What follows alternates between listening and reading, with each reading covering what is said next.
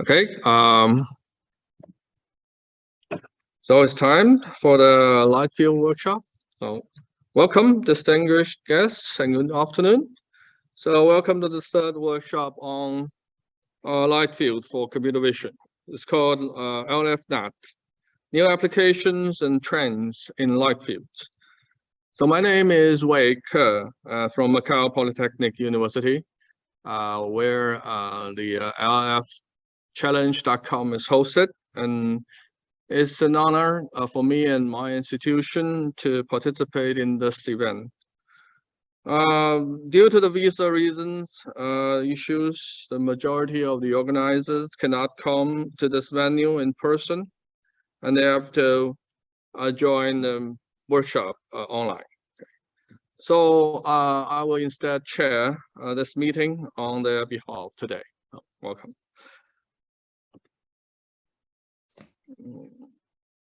So this is the program outline. We divided into 4 sessions. First, I'll give an overall description to the LFNAT workshop. Okay. So light field records both intensity information and directional information of all light rays. And the 4D high-dimensional information encoded in light field facilitates a broad range of applications. In the past few years, various areas of research were trying to use light fields to obtain superior performance internal structures information since the first workshop on light fields for computer vision at ECCV 2014. And the second workshop on light fields for computer vision at CVPR 2017. So different from previous workshop, this time LFNAT focuses on 2 brand new topics. The first is to introduce the light field into more application areas, breaking through the bottleneck between rich structural information and limited memory, and achieve stable performance. The second is to explore how to introduce emerging technologies from other research fields, like NERF into light fields to create new technological effects and drive competition. Okay, besides, LFNAT solicits original and ongoing research addressing the topics listed below, but not limited to: light field and view synthesis, super resolution, and scene reconstruction with NERF, MPI, and so on. Light field feature modeling with transformer, novel attention mechanism, and so on. Light field depth estimation of Lambertine and non-Lambertine surfaces, and light field full view depth estimation. Light field segmentation, superpixel segmentation, and semantic segmentation. Light field rendering and editing. Light field datasets and evaluation methods for new applications. There are also 2 public competitions for 4D light field in LFNAT. One is light field.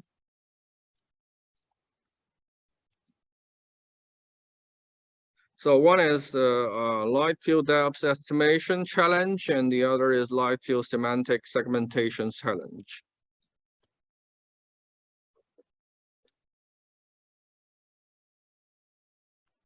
Okay.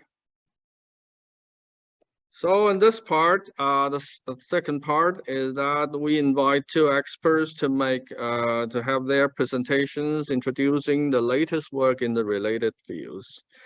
The first talk,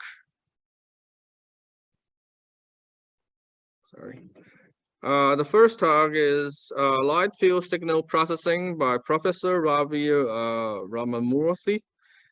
Ravi Ramamurthy is currently a professor of UC San Diego Center. His research group develops the theoretical foundations, mathematical representations, and computational models for the visual appearance of objects, digitally recreating or rendering the complexity of natural appearance. Meanwhile, many of his papers have been refined and later widely implemented in products and commercial applications. There are many light field related researches in Professor Ravi Ramamurthy's lab. Besides, he is also one of the proponents of NERF. Now, please welcome Professor Ramamurthy. Send me this. Yeah, I'll take this. You need to send me this. Yeah. You just...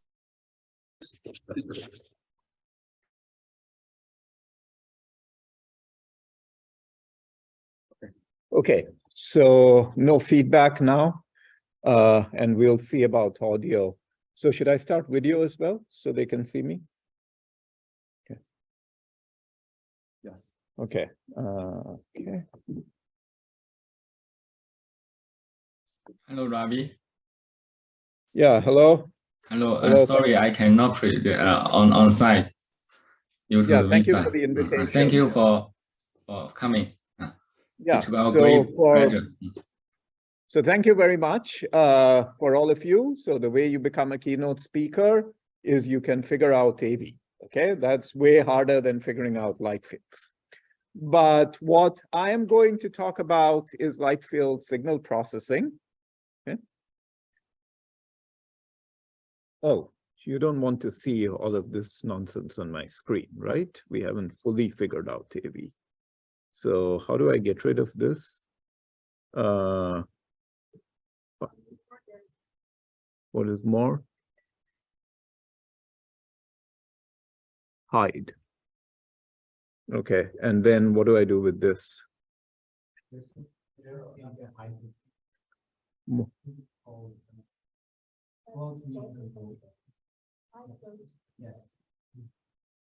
Okay, so and then I have to press escape to show it. Okay. Okay, so very complicated setup. I hope this works. All right, so I'm going to be talking about light field signal processing. And of course, Mark just walked in, so we had to put up his slide just on cue. And I wanted to show this slide from Mark's presentation at SIGGRAPH in '96, which was showing the basic idea of light fields. And I mean, it goes back to Gershon Moon's idea of a light field, goes back even further. Essentially, a light field is capturing the radiance as a function of a ray or a line.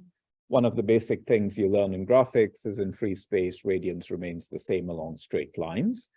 Now, this would be a 5D function because at each location in space, for each direction, you need to measure the radiance. But because of this property that it remains the same in straight lines, it actually reduces to 4D.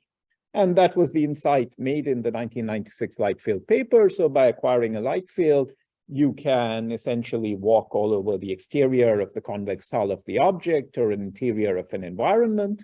You can also view images as 2D slices of this 4D light field, where you can have synthetic imagery, but you can also insert acquired imagery. And effectively getting an image or doing view synthesis from a given viewpoint is extracting a 2D slice of this 4D light field. So this was the basic idea. If you want to create an image, it doesn't have to just interpolate along the original input images. You can resample rays from the input in order to create images from closer or further locations or different orientations. And some of the nice computational photography things you can do is you can change the viewpoint.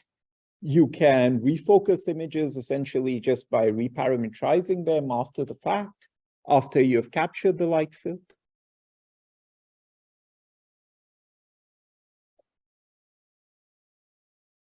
So just a brief overview of my personal journey, and this talk is a little bit about a retrospective on the efforts I've made on light field signal processing. So it actually covers a fairly large body of work getting into the current work.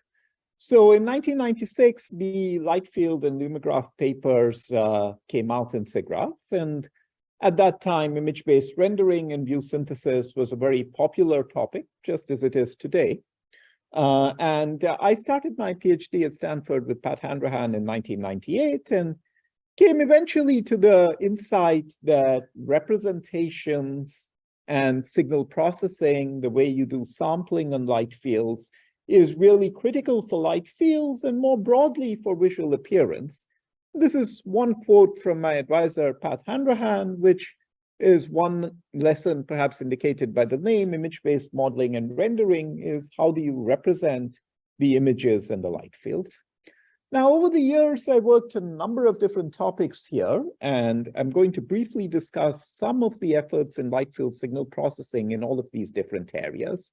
So in my PhD thesis, I studied what we call the orientation light field, which is the relationship of spherical harmonic, environment lighting, and BRDFs, and came up with a new mathematical formulation of spherical harmonic convolution.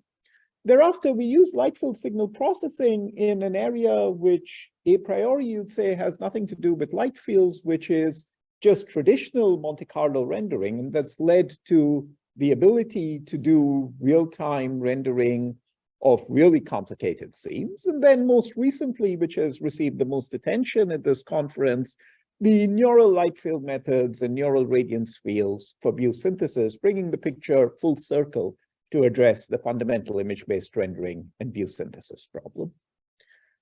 Okay, so one of the first results in light field signal processing that I derived in 2001 is how do you understand the relationship between the incident illumination or the incident radiance or the incident environment map and the reflectance of a Lambertian or a diffuse surface. Essentially, what that corresponds to is that if you have the lighting from the top, you have the surface facing upwards, it's going to be bright. If I face towards the ground, it's going to be darker. And I can consider all different orientations. Now, this was taken in this Grace Cathedral environment that has this bluish-red tinge. If I look at any point or any pixel in this environment, I have to integrate or add up the contributions from the entire environment map. And what we were able to show is that this can be viewed in a signal processing context as a convolution of the incident lighting with a particular filter or kernel that corresponds to the Lambertian reflectance, which is just a cosine that's clamped to 0. You can do this in spherical harmonics, where the irradiance coefficient C sub Lm are simple product of the filter, Lambertian filter A sub L, and lighting L sub Lm. And moreover, you can show that over 99% of the energy is captured in the first three orders, 0, 1, and 2, can derive an analytic formula.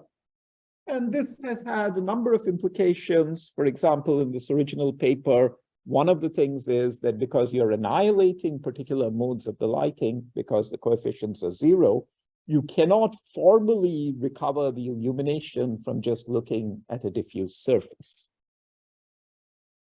Now, this result was also derived in substantial form by Basri and Jacobs simultaneously. One of the ideas we came up with is that you can represent the entire irradiance map with only those 9 spherical harmonic coefficients. And this gives you a massive compression. It allows you to represent it as a simple quadratic polynomial because the spherical harmonics of order 0, 1, and 2, green is positive, blue is negative, are just coefficients of a quadratic 9-term polynomial. And the RMS error of this compared to explicit representation will be is 1% in this example. And using the positivity of illumination, you can actually show that the average error will be under 3% for any lighting conditions. So in terms of computer vision, how does this light field signal processing help you? That means that the space of images under arbitrary illumination is actually in this low-dimensional subspace. Actually, subsequently, we're able to even reduce it further if you have images of an object like a face, and it's a diffuse object. These are showing the highest eigenmodes for the face, and you can show that it's 5D, explaining a lot of results in lighting sensitive recognition at the time. But more importantly, this now becomes a general model to handle complex illumination, whereas most computer vision methods until that time just had point or directional light sources. And so this is now a widely cited paper in computer vision. Anytime you want to model the illumination in a scene for any application, whether it's talking about photometric stereo, shape acquisition, any kind of application will model the illumination using these low-order spherical harmonic coefficients. And you can even add spherical harmonic coefficients to the viewing dependence in nerves, for example. In computer graphics, this then led to the notion that you could have pre-computed spherical harmonic lighting where you represented the light transport on surfaces in the spherical harmonic basis, and the lighting, similarly, you pre-computed how surfaces responded to these spherical harmonic lights. In the movie Avatar was, I think, the first movie to actually use this. Games were using it earlier, and it's now become a standard in video games, movies, is implemented in core render math. I just want to show you one video where I hope we will get audio. This is a fast forward for a SIGGRAPH paper where we're using it for one of the long-standing problems in computer graphics of normal map filtering. In a world where normal map filtering was Actually, so we are not getting audio here, which makes me think that I need to put the audio like this. Okay, so I don't know in Zoom. So the question is about sharing sound for Zoom. That is not being done correctly. So the Zoom people are probably not going to get audio, but hopefully the in-person will get it.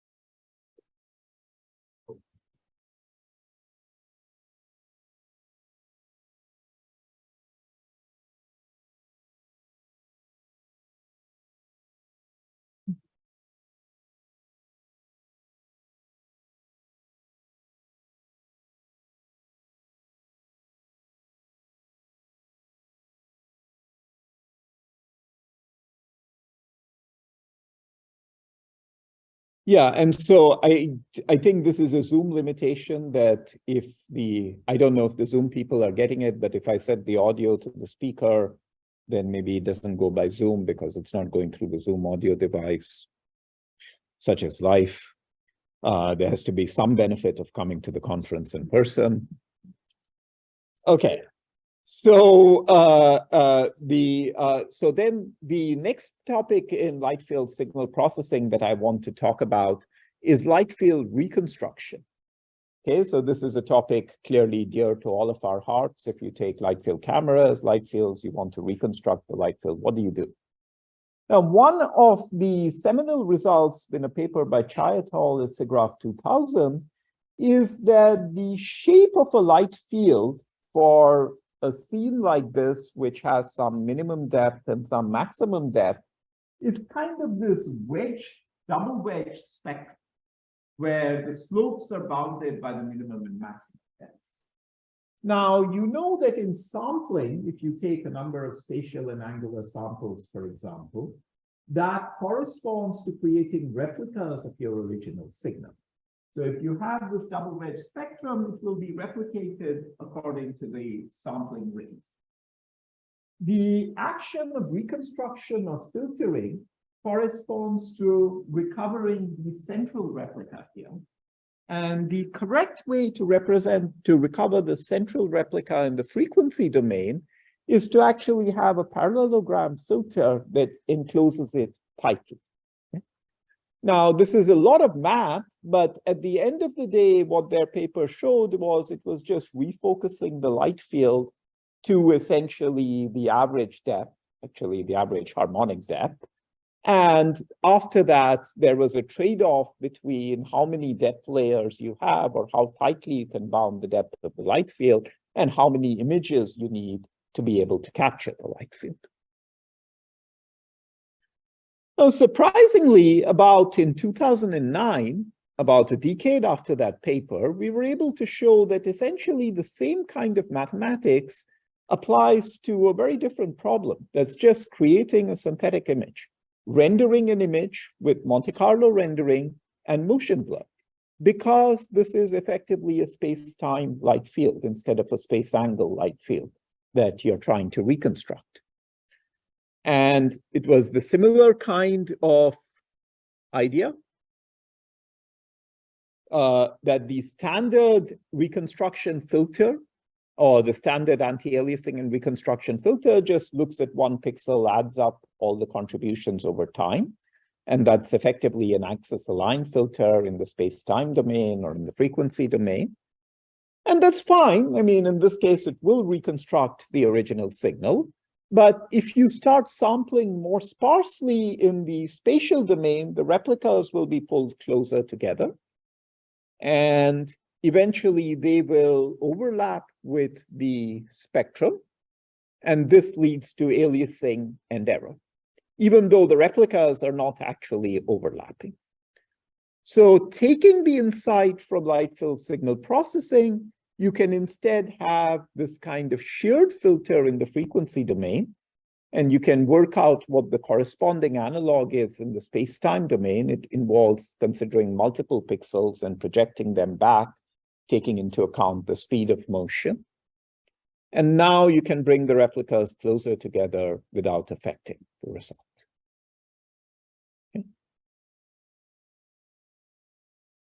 So here is an example we did with our method with 4 samples per pixel versus standard Monte Carlo stratified sampling. I think even on this projector, you can see that the right image actually has noise on it, and the left image, by contrast, is actually a high-quality rendered image. Now, that was for motion blur in particular, but my student Ryan Overbeck was able to use these kinds of ideas and working in the wavelet domain to create a method that could apply to arbitrary types of effects. Okay. Now this will hopefully work.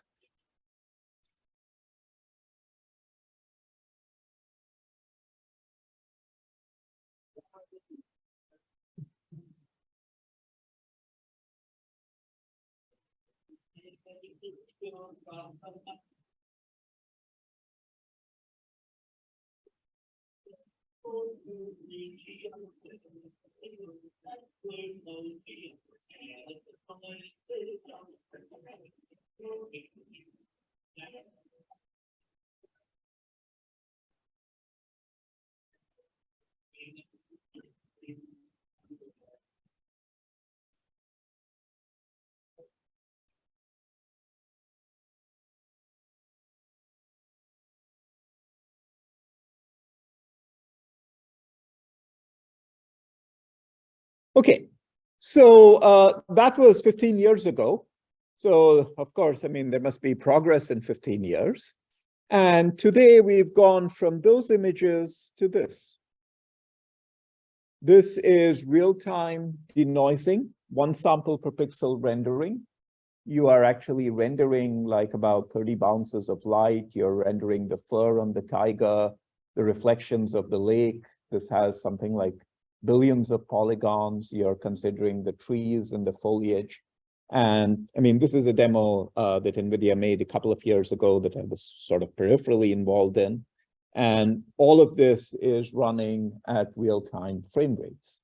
And so you can see that the notions of light fields, the ideas, the signal processing of them in a very different domain have revolutionized what we can do with real-time computer graphics. Now, in this conference, you believe like the only purpose of GPUs is to train large machine learning models. I just want to remind you that the G in GPU actually stands for graphics. And this is an example of what you can actually do in terms of the G in a GPU, okay? But it does involve light field signal processing. Or at least it was inspired by signal processing. All these methods now are based on deep learning. Okay, so now coming back to acquisition, you just want to acquire a light field.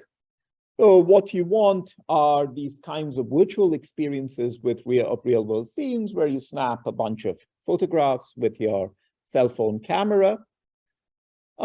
The challenge is that originally there was a lot of efforts and a lot of works on building light field cameras. I gave keynotes at this workshop like 6 years ago. And the challenge with all of these light field cameras is that there is a resolution trade-off.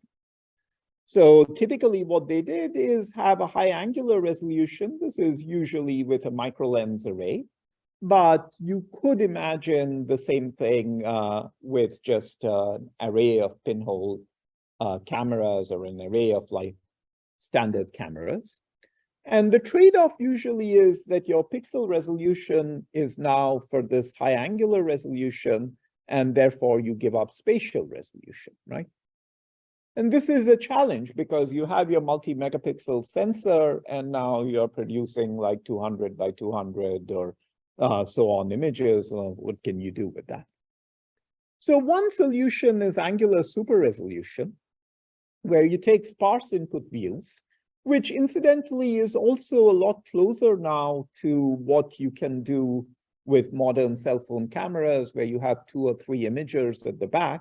So you don't actually need a light field camera to do this. And the 4 views, I mean, are close to each other, but there are still significant occlusions between them if you think about these different images. And so you can synthesize the intermediate views. And if you could do this, you could actually create a light field. Okay? And here is our result, where you can see that there is fairly smooth motion. The occlusions are handled correctly. And you're doing all of this from 4 input views.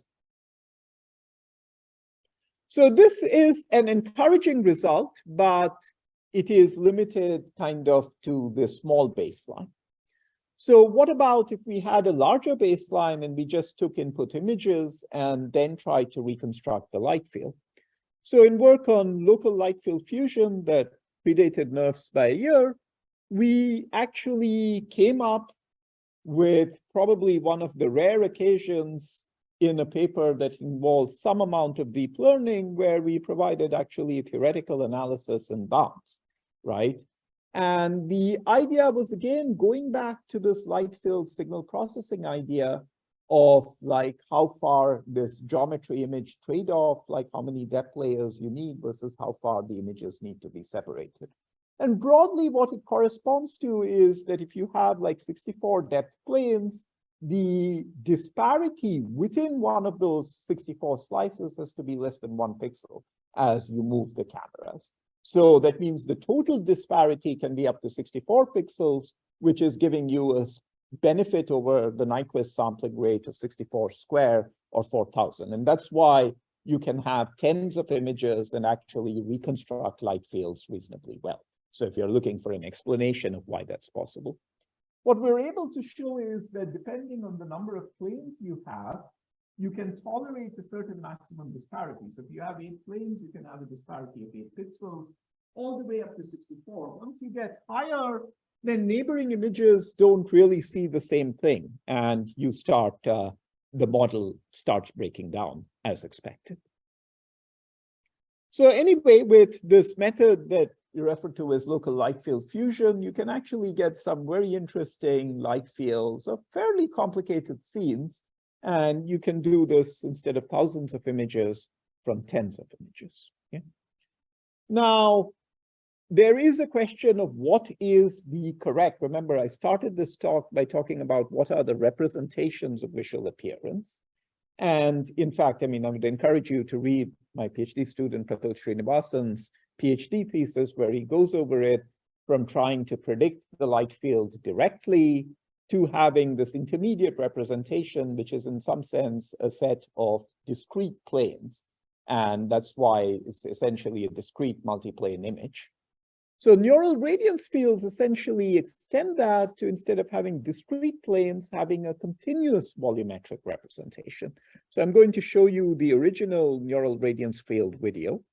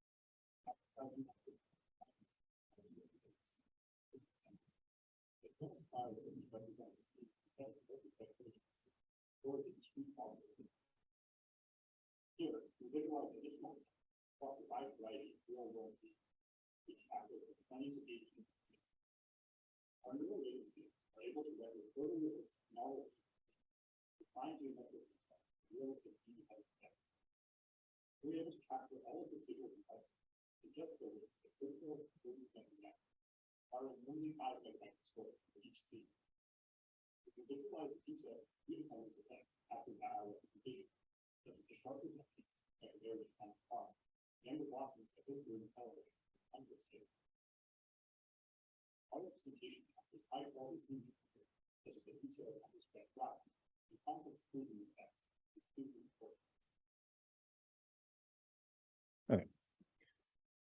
So of course, today, nerves are widely used. In fact, earlier today, we had a workshop on nerves in the metaverse, right?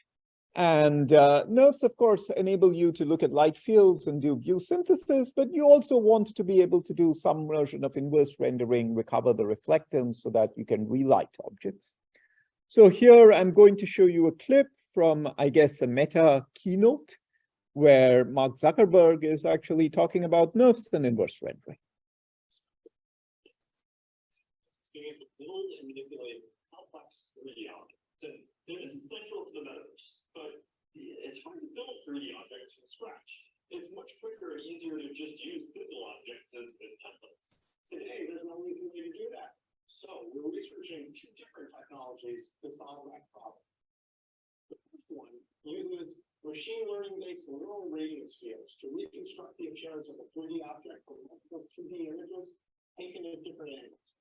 This method can reproduce even the finest details of an object. Right. So we're going to scan Teddy, and not just because he's super cute, but also because he's got the right dimensions and level of detail for what we're trying to replicate. So here's your order. So just scan it on the phone. And that's about it. I know this takes some processing time, so we have ready beforehand so we can check it out. Oh, the level of detail in this is impressive. You can kind of see all these fine elements in it, like each individual strand of its hair. And you can even see through the semi-transparent bow tie that he has on. Pretty awesome. Yeah, it's just a beautiful reproduction.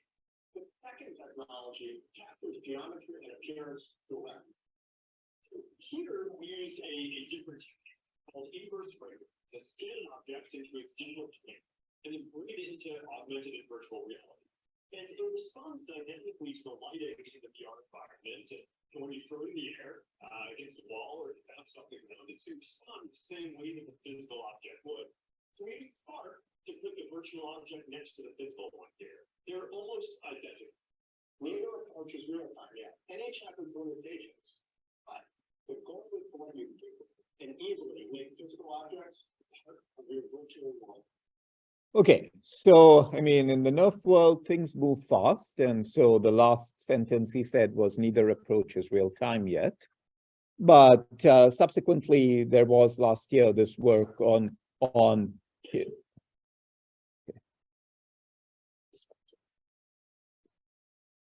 okay, so there was this work on instant neural graphics primitives, which, while you blink, does actually optimize these things and then enable you to run it in real time. So we've seen like improvements of several orders of magnitude in the speed of training a nerve and then rendering with it. And this has enabled a number of ordinary users to capture these kinds of nerves. This is just one example I'm showing where there is this nerve, I guess, of his dog. It's a nice furry volume that gives you a very realistic reproduction. And increasingly, these things are now being used in production. Luma is a startup that has an iPhone app that some of you may have been using. In Street View, we're just going to play this video of using nerves to get interiors.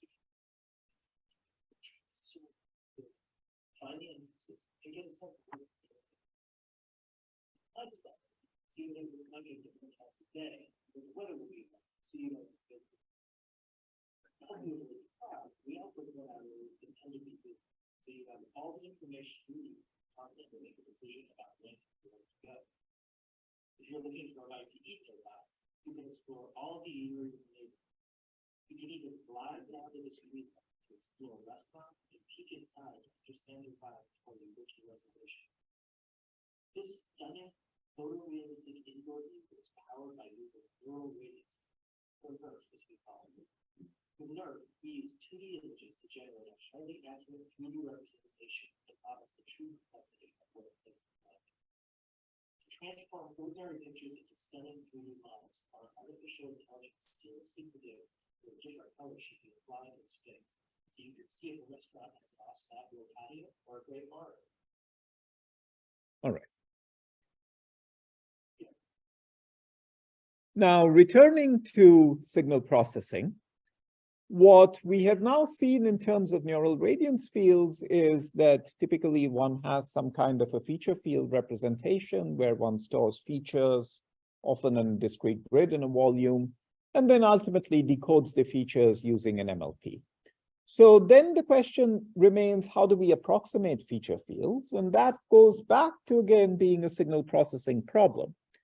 And I would argue that many of the current representations that people are using ultimately are revisitations of work that has been done earlier in light field signal processing, especially within the context of pre-computed radiance transfer. So, for example, my colleague Hao Su last year had a paper on this tensorial radiance field representation that's been quite widely used. And this is similar in many ways to clustered tensor approximation, which Science Shi introduced for pre-computed radiance transfer almost 20 years ago. Methods like KiloNerf are similarly quite similar to clustered principal component analysis. In fact, the NERF literature actually has made relatively limited use of clustering so far in feature fields, and this could be a direction where that could be more explicitly used. But there are also new types of lower dimensional representation. So for example, EG3D involves this factorization into 2D representations. And I think at this conference, there is a paper on K-planes, which is an extension of that to higher dimensional data sets. And it's interesting to see what the relationship of those representations to tensors and pre-computed radiance transfers is. And how can we combine the representations such as tensorial radiance fields with the hash grids that Instant NGP introduced? In fact, I mean, we have an initial effort on this I'll talk about in a moment. But so what we are now seeing actually is an explosion of new basis representations, just like the early 2000s for old people, it's a bit of deja vu. And it also comes back to one of the key insights within light fields, that representation and signal processing is key, even in the neural domain. Also, now, can we bring these ideas back into traditional pre-computed radiance transfer and light transport? And I said one thing, we're using TensorRF and hash grids to actually develop a better neural representation of pre-computed radiance transfer. It's an upcoming EGSR paper. The other question is, can we push sampling sparsity? Can we, for example, create nice, realistic NeRFs and view synthesis from a single image, which would then allow you to take your legacy 2D photographs or just take one click and have this immersive virtual experience. So way back in ICCB 2017, Pratul, well before NeRFs, had this idea that you could do these 4D RGBD light fields from a single 2D image. And so you would take an image like this, you trained on a data set of not millions of images, but thousands of light field captures of plants, and you recovered the actual 4D. So these are epipolar slices shown there to show you that you're actually recovering 4D for both the ray depths and the synthesized light field. And then you can do things like focusing on the flower or refocusing and focusing on the background. So today, of course, we can put in a few more buzzwords. We can say NeRFs, transformers, diffusion models, and this is a good way to write papers. You just choose two of all the buzzwords. You can write like n-square papers. And here is an example of using vision transformers and NeRF to do single view. Of course, all these things are limited to particular categories. I mean, it's very hard from just the input image to infer the back of it if you don't have a category. But you kind of see that we are able to do this. And even newer work that's at ICML this year, where we have been able to, again, using diffusion models and combining them with NeRFs, we have been able to create these 3D consistent images from a single input view. So the most recent thing that I want to talk about, which will be coming out at SIGGRAPH, is where we are able to create in real-time radiance fields. That is, just looking at a single image of a portrait face, you're able to create an EG3D representation of a NeRF that then enables you to change the viewpoint, view it from different angles, again, from a single input image. All of the videos here were just processed frame by frame in real time, and you can do this in real time from a cell phone capture. I want to point out that one interesting thing in this paper is that there is no synthetic rendering for training data, nor real acquisition. It's trained entirely from a GAN, which opens up a new direction in terms of training.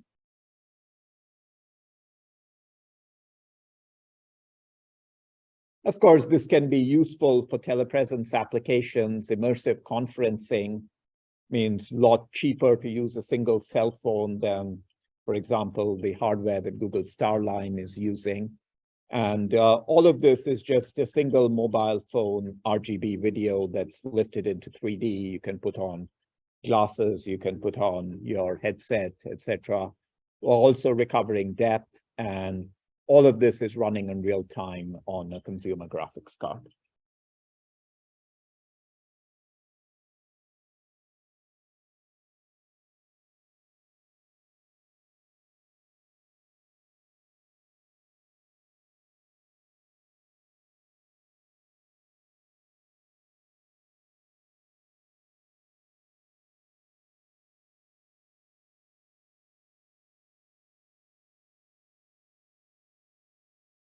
Now, it can also be applied in cases where you don't really in the domain. So you have dolls, you have paintings. I mean, all of these can be lifted to 3D.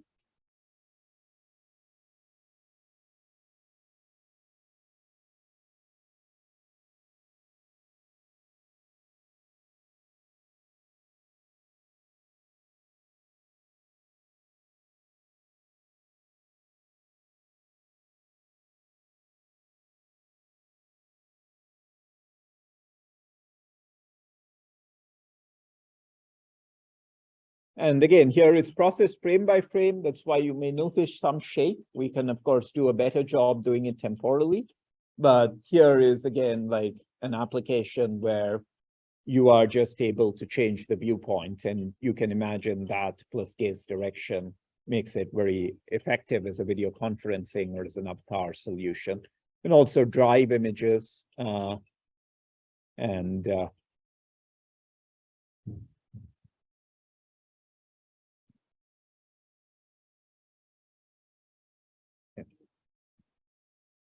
so, I mean, I'll skip the comparisons in the interest of time.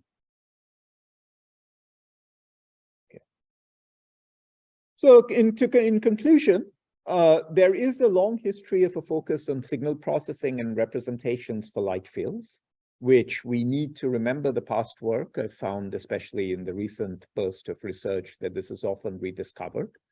Remember that nerves are a culmination of finding the right representation ultimately, from trying to predict the 4D light field to having the multiplane image to ultimately a volumetric representation that is continuous. And we can leverage a number of computer graphics ideas, such as volumetric representation, most recently point-based rendering of Gaussian splats, which is a nerve paper coming up at SIGGRAPH, and ideas such as clustered PCA and tensors, which in various ways are being rediscovered and brought into the fold. Moreover, there are new ideas here, such as triplanes, hash grids, which may be relevant and be able to bring back to traditional graphics and various problems there. Within the context of acquisition, there are many generalizations that could happen, such as dealing with light fields of dynamic scenes is a real problem. Inverse rendering is, of course, a problem. I mean, of course, there are papers on these that I didn't have time to talk about, like transport acquisition in dynamic scenes, and ways in which we can combine real and synthetic, old and new representations seamlessly. Finally, I just want to acknowledge all of my students and collaborators and the funding agencies. So thank you again for the invitation, letting me start off this workshop, and sure it's going to be a great workshop. Happy to take any questions.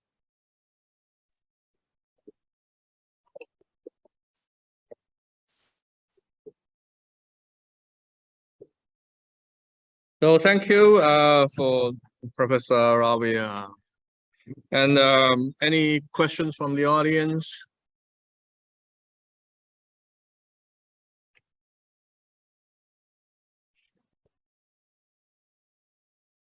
Thanks for your presentation. Very insightful. So one question I want to ask is about the underlying. Speaking of presentation, so with the underlying represents for nerve volume, right? And the problem is that we need to sample maybe many samples, for example, 30 samples. This provides advantages to model like a complex geometry. We said we were since 2040.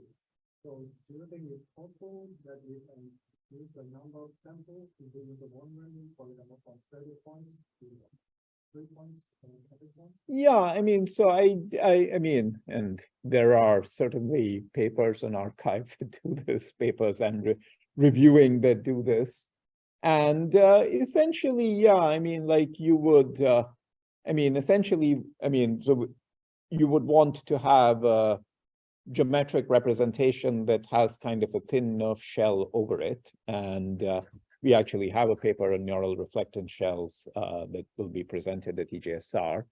And in this way, you can kind of bound the volume you have to sample, right? At the same time, the volumetric approach of NERF is really fundamental to its success, because if you just make it hard 3D geometry, what we found is from an acquisition perspective, that doesn't work. So you're not going to completely get rid of the volume, is what I think. Yeah. But it can be made thin and adaptive, I believe. Yeah.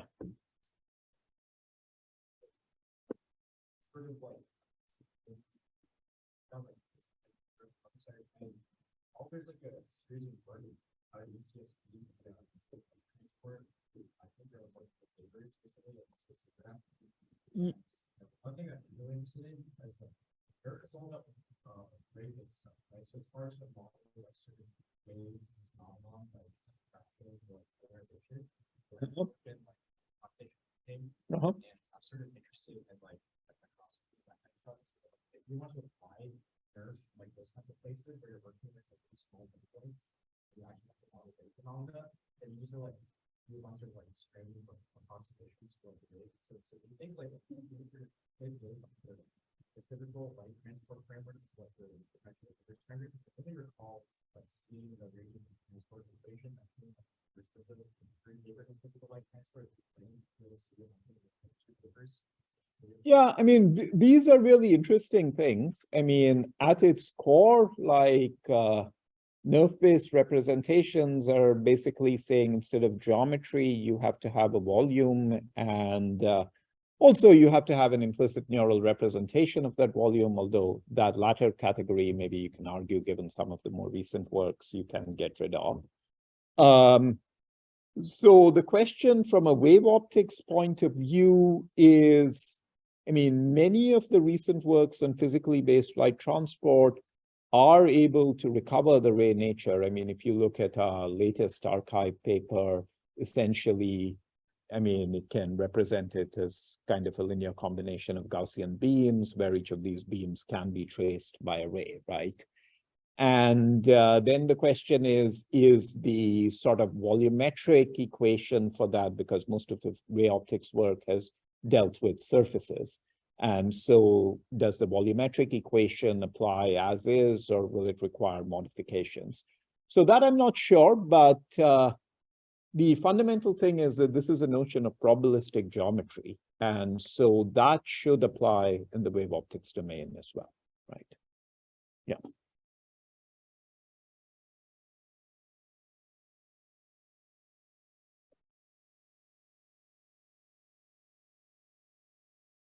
Yes. One question. So, my view of like a nerve or any this representation is something like the multi-representation is that we're trying to use leverage number of parameters to report the entire universe like view. So my question is, do you think nerve can report this like view using multiple parameters? Yeah. Do you think this is more efficient in terms of, like, say, data compression compared to imaging or whatever? Yeah, so I mean, well, it's an interesting over the evolution, right? So the original nerve paper was like the entire light field is encoded in a 5 megabyte MLP and the weights of an MLP. And really subsequent work with feature fields has essentially traded off some of that compression to enable fast rendering and fast training, where you essentially explicitly encode the feature field or you explicitly encode the discrete volume. So the thing is, it's much more compact with this 5 megabyte MLP than the discrete volumetric grid, right? Which would be cubic complexity and would be a lot more expensive. But then feature fields kinds of returns to that.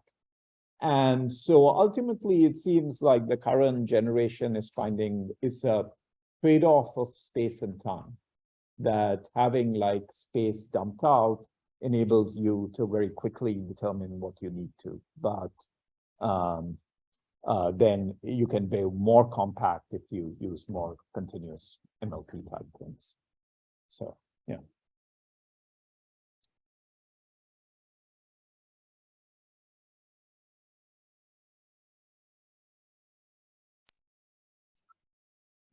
And that's where signal processing would also be relevant, right? To figure out what kind of representation. I mean, actually, this is a lot of so can I understand in the way there's a trade like just like say image compression, we can spend more time doing compression to become smaller. Yeah, that's the trade-off between space. Yeah. I mean, there's also the decompression time, right? And so in a sense, all of the feature field methods can be thought of as various forms of like these trade-off compression, decompression. But it's not just compression, you also care about training speed, right? In many of these methods, not just rendering speed. So And that is actually a much more interesting question. So why are nodes so popular? Ultimately, it's because gradient descent enables you to optimize them really well. So they essentially have this kind of inductive bias prior that they can be very easily optimized, and even with hash grids and instant NGP, you can do that. Now, that's something that is not a trivial problem in compression. And you might have a representation that sounds really good, but if it doesn't optimize well, then it's not that useful. And that's much less understood, actually, compared to the pure signal processing compression viewpoint. Okay, thank you again.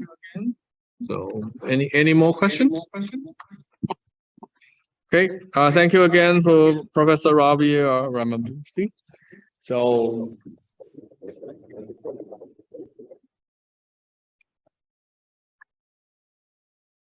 Let me stop share. Actually, this is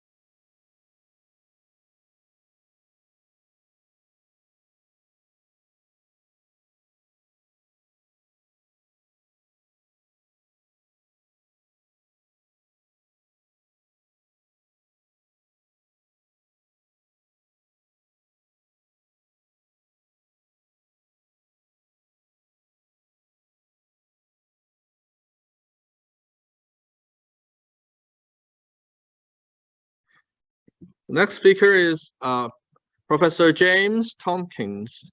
James Tompkins is an assistant professor of computer science at Brown University. His lab developed techniques for camera captured media to remove barriers from image and video creation, editing, and interaction, which requires image and scene reconstruction techniques, especially from multi-camera systems with applications on 2D, multi-view, live field, and VR/AR displays. So, so now welcome to Professor James Tompkins. So I will play that video.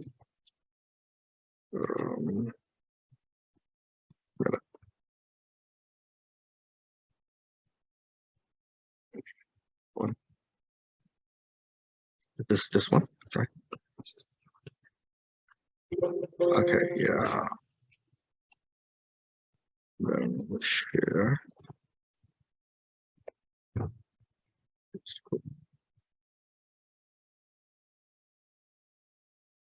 Yeah, that's it. This one. Yeah.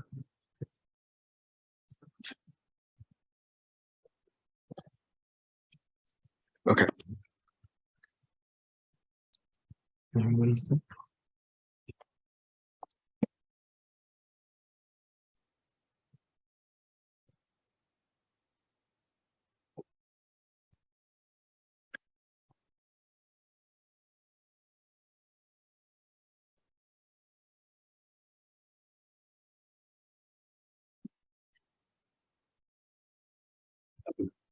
All right, welcome everybody.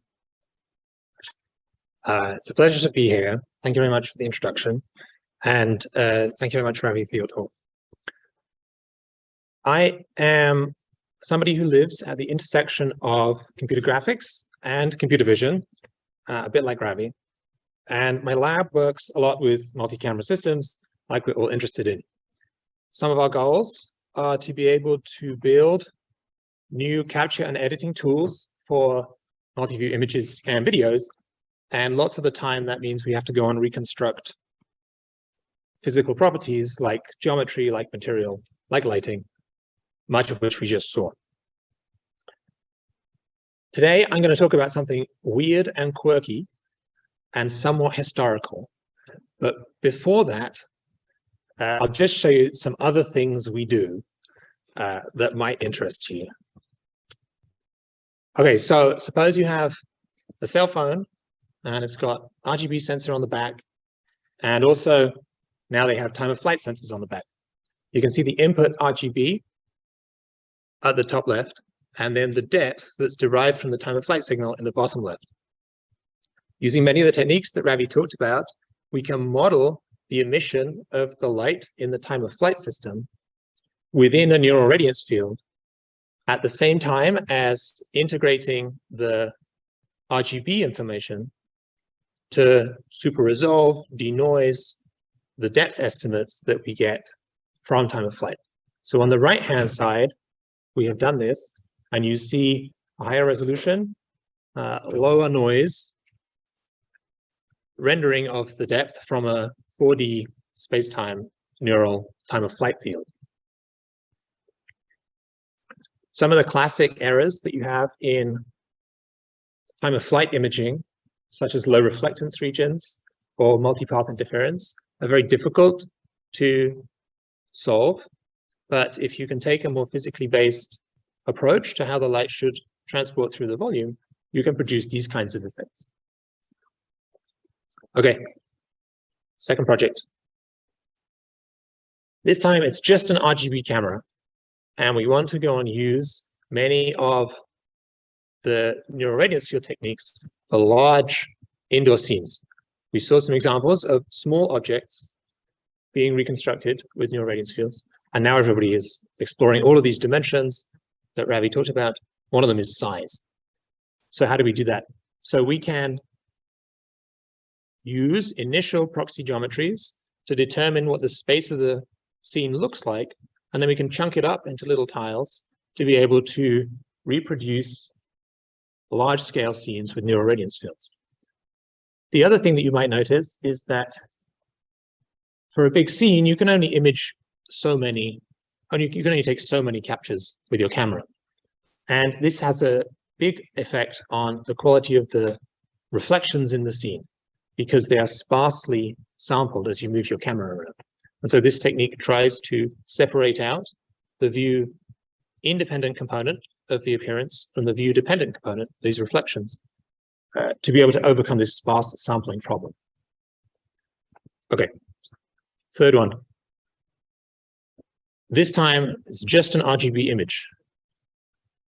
Sorry, an RGB video sequence, as you might see from the top. Okay, and what we want to be able to do is reconstruct both low-level features like motion, like geometry, and then higher-level features like semantics or saliency for the particular sequence, so that we can start to build better tools for video editing. So you can take unsupervised learned features from these large-scale vision models like DynoVIT and embed them within neural radiance fields to be able to then query what the semantics and even what the saliency are for any particular video sequence, and then resolve them, super resolve them in space or time to be able to generate arbitrary view, arbitrary time views. And so this uses that information to provide an automatic scene decomposition of the background, the foreground, even this deforming umbrella that you could then take into Premiere or your Premiere 4D NERF to be able to manipulate. Okay, so we do all kinds of things like that. What I'm going to talk about today is the question of whether multi-view edges are incomplete. This goes back to work that my PhD student Numair Khan did for CVPR in 2021, and there'll be a journal version of that coming out soon. Numair is in the room. Hi, Numair. And also with my colleague Min Kim at KAIST. Okay, so this may seem like an interesting question. Like I said, it's a curiosity. We're going to go back in time, not very far to some people, but very far to some others in the room. to 1999. James Elder, who's a cognitive scientist, computer vision person, had this great paper called Are Edges Incomplete? Right? Elder cared very much about representations, and he was thinking about the representations of images.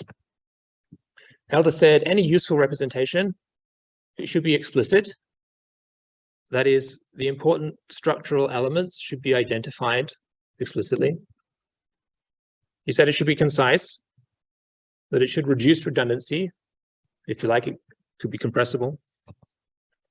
And it should be complete, of course. It should contain all relevant information for higher level tasks that we want to be able to perform. Okay, so Elder cared about images. So Elder said, well, if I take an image and I run my canny edge detector on it, I get out something that looks like the top right. That gives me the location of the edge, right? But that's it.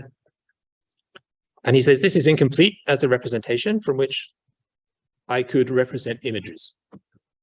I need more things. I need to be able to know the brightness on either side of this edge and a 2D gradient vector perpendicular to that edge. If I know those two things, that lets me fill in the gaps between the edges using diffusion methods. Not those diffusion methods. And I'll come to that in a second.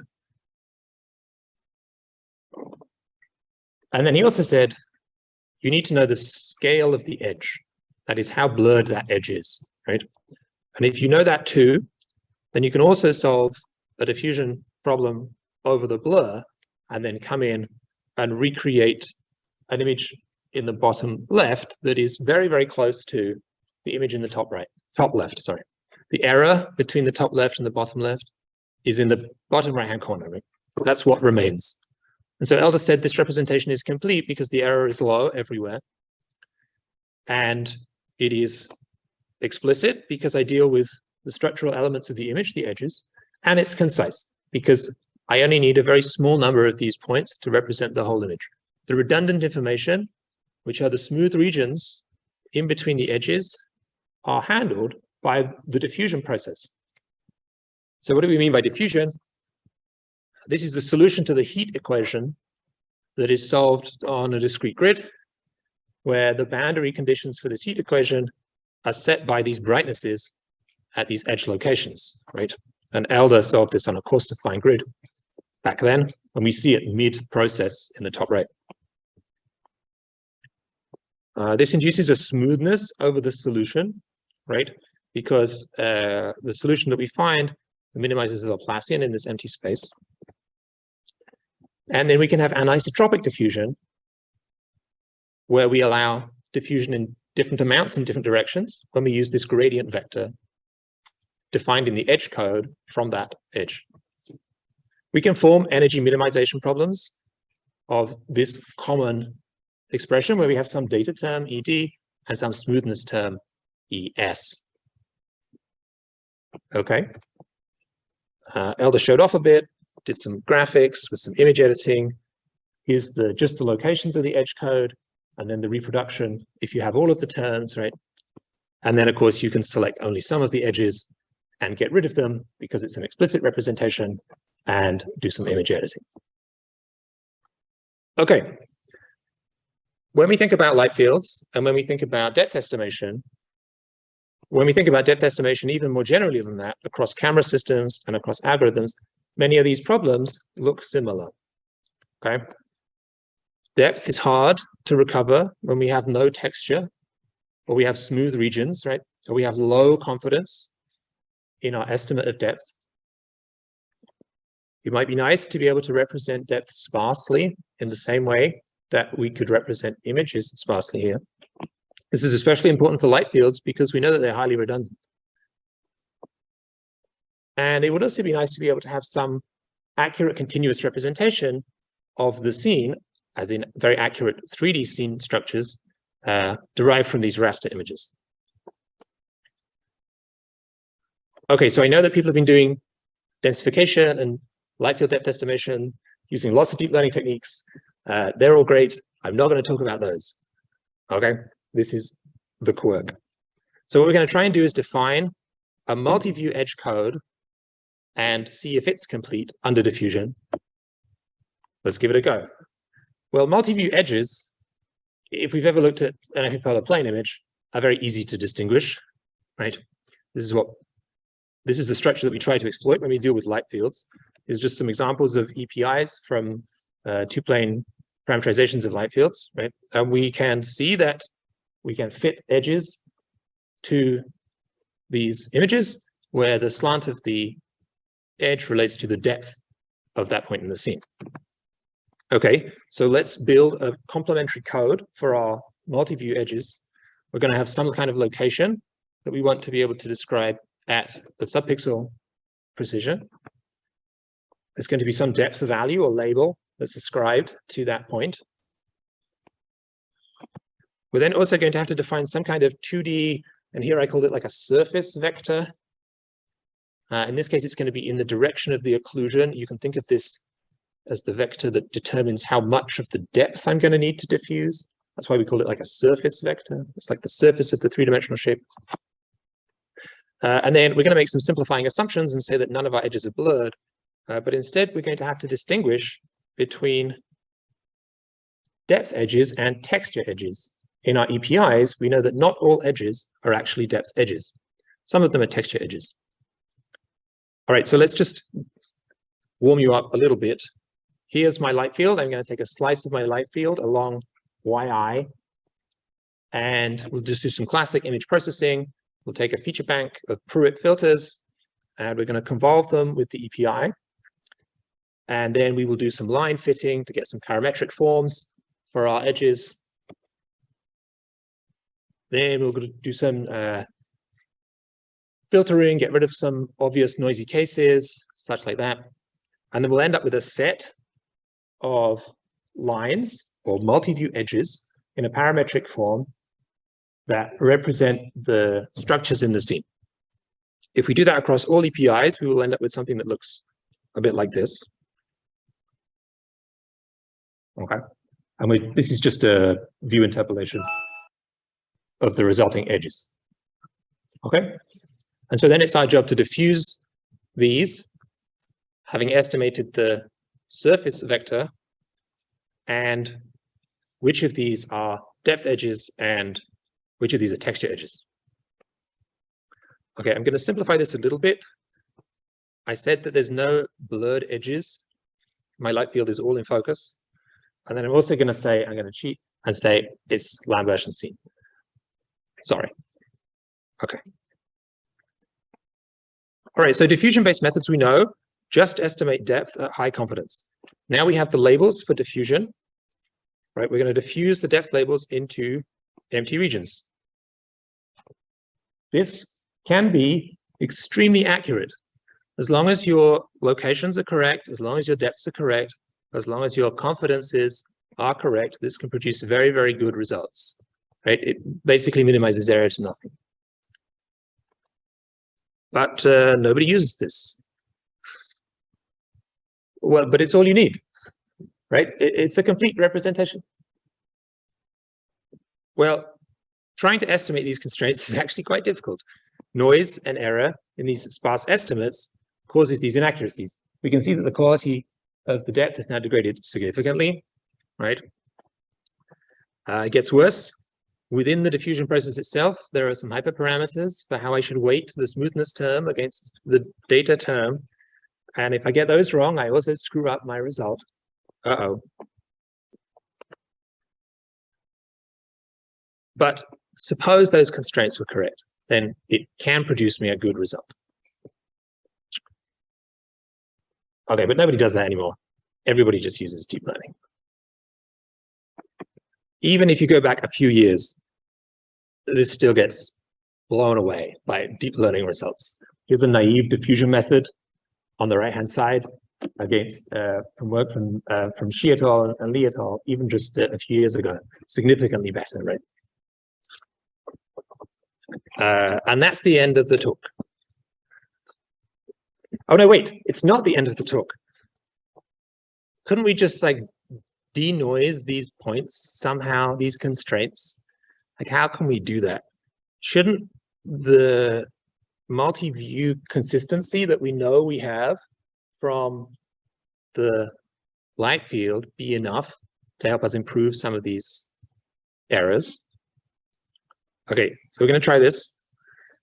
We're going to take our RGB images and our depth, and we're going to take a differentiable renderer, and we're going to define a differentiable form of edges that we can use to render depth maps that we can then use in an image-based warp to compute the error with respect to our multi-view constraints that form implicitly from the RGB images in the light field.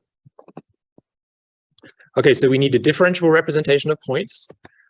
We need a differentiable diffusion process, and then we need a differentiable image-based renderer. It is convenient that we have differentiable image-based renderers. This one is going to be a depth-based warping. And the diffusion process is just a linear system, resolves down to a linear system, right? And so if I'm clever in my implementation, I can also make that differentiable. Okay, so no neural, no priors. We're just going to see what we can do if we tweak the points. Okay, and here's what we can do if we tweak the points. So the naive diffusion, hopefully it comes out on the projector, looks super fluffy, and we can make it considerably better and significantly reduce many of the bad pixels that come out of these depth reconstructions. Okay, let's look at this end to end. So we have some multi-view images on our left-hand side, and we have some sparse depth labels. These are going to define us a set of diffusion constraints through some differentiable formulation that we're then going to diffuse into a dense depth map that we're then going to warp RGB images with to the other known locations of cameras in our light fields.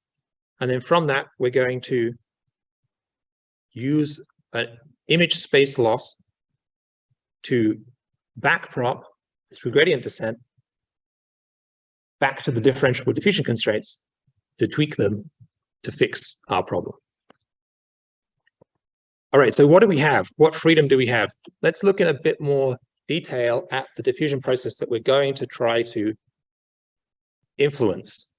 So we have a data term and a smoothness term. The data term is up here.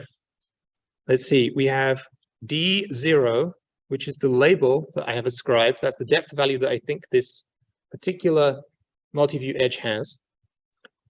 And I'm going to try and find a solution argmin D or D hat, which keeps my depth label close to the output solution. Okay, so I can tweak the depth label. I can do that. And that's at some pixel, XY. And then I can also tweak the depth label weight that gets ascribed to that. Okay, and then I have the smoothness term, ES. That says that over neighboring pixels P and Q, I'm going to try to minimize the difference between them. Okay, and there's some kind of smoothness weight, lambda S, that I put on that too. So this is like an optimization problem within an optimization problem. Great. This sounds really cheap.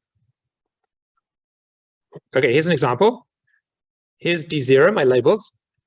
And we see the ground truth depth and then the output from our diffusion process. We currently have 3 labels, right? The smoothness constraints are going to come from something like our surface vector that we're going to use. All right, if I diffuse these constraints, we can see that one of them I accidentally caught on an edge that has been like anti-aliased or something. It's like halfway between 2 surface depth regions, right? And so it has the wrong label. And so diffusion here has screwed up because I'm trying to deal with this thing on a raster grid and I don't have all of the precision that I need. Well, if I could just shift this thing 1 pixel over, it would be fine. And then I just need to change its depth value a little bit because now it should be on the closer surface to me. Okay. But the discrete pixel positions are basically Dirac functions that aren't differentiable. And the depth label itself is also some discrete value that now needs to be differentiable. It's a continuous value, right? So, oh, that was interesting. So we're going to use splatting. Ravi talked right at the end about people starting to use splatting methods, rediscovering splatting methods for RGB novel view synthesis, right? There's some papers coming up at SIGGRAPH that do this. We're going to use splatting for depth.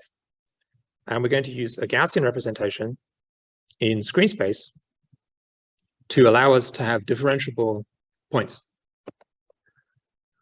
One of the problems when we deal with this three-dimensional space is how do I deal with occlusion? We're going to steal again from Ravi, and we're going to use radiative transport. We're going to model the attenuation of light, let's call it light, but it's not really going to be light, it's like the influence of depth, right, from these little Gaussian splats that are going to model what my depth looks like. Okay. Why is splatting difficult? Splatting in depth is not a particularly simple thing to solve. Here is the same situation that we had before, and we said we needed to move that central pixel over to the left a little bit to get the right solution. Well, what I really can't do when I splat my Gaussian is have it end up distributing its value, that is the depth itself, and spreading it across 2 pixels such that the output depth now becomes half of what it should be. Right? Depth is a geometric quantity of a distance in space. So this is where Numair gets his credit. Numair came up with a clever way of penalizing a weight on the depth in the diffusion using a super Gaussian. Super Gaussian sounds pretty neat. It's like a higher order Gaussian.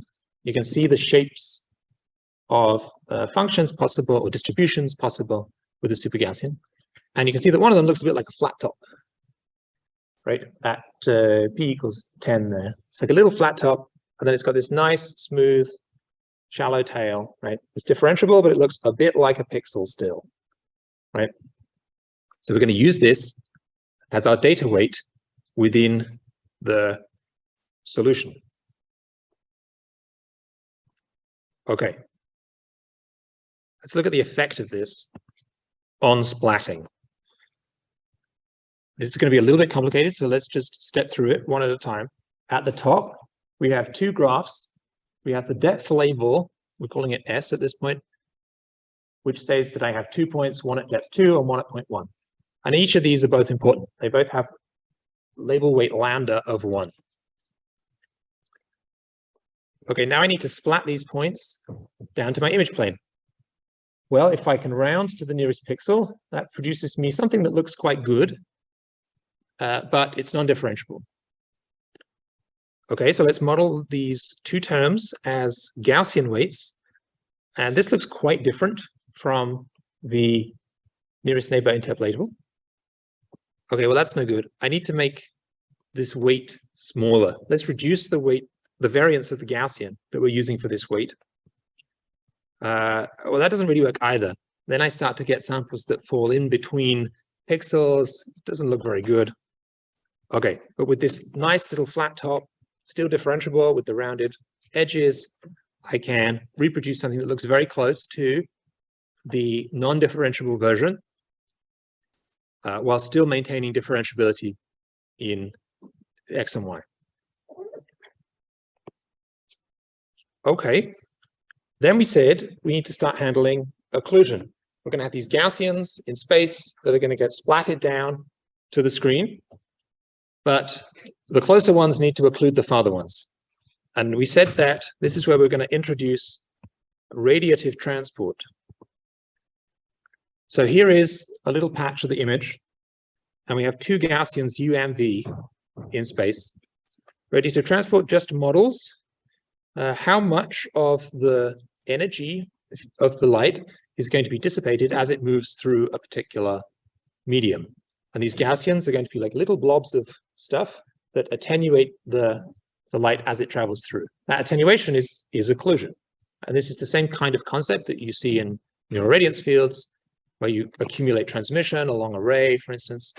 But in this case, we have discrete elements, these Gaussians U and V, that we're going to move in space in X and Y and in Z to build a differentiable form of our solution.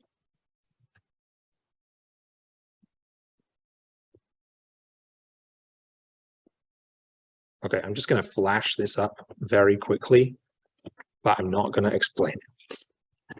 So through derivation, there is a form of transmission that is applicable to both this Gaussian splat form and the data weight form in this particular case of a Gaussian splat and a super Gaussian weight. It's quite difficult in other cases to derive something that works. For instance, a super Gaussian splat. But what we have is some local attenuation over each of U and V that allows us to accumulate some global attenuation to say what is in front of what. Okay, so we're almost done. Here is what our differentiable labels look like, and then we have our super Gaussian weights. Here's the whole scene. It looks pretty dense still. We'll come to that in just a second. But if I run this through my optimizer, that minimizes the reprojection loss of this densified point set and then tweaks all of the constraints on that point set, I get back a significantly improved version that starts to become comparable to modern approaches. Here's just the error plot.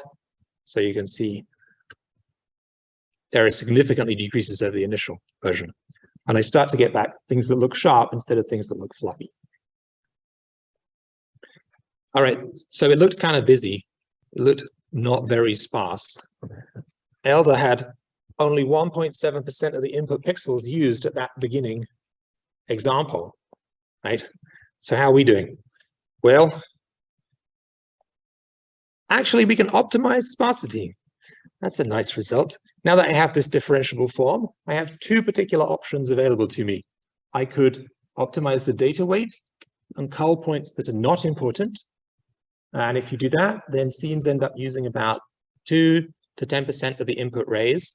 It's not too far off what Elder was able to achieve.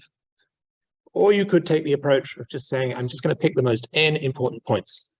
And if you do that, well, about 3% of the rays produces a very low mean squared error.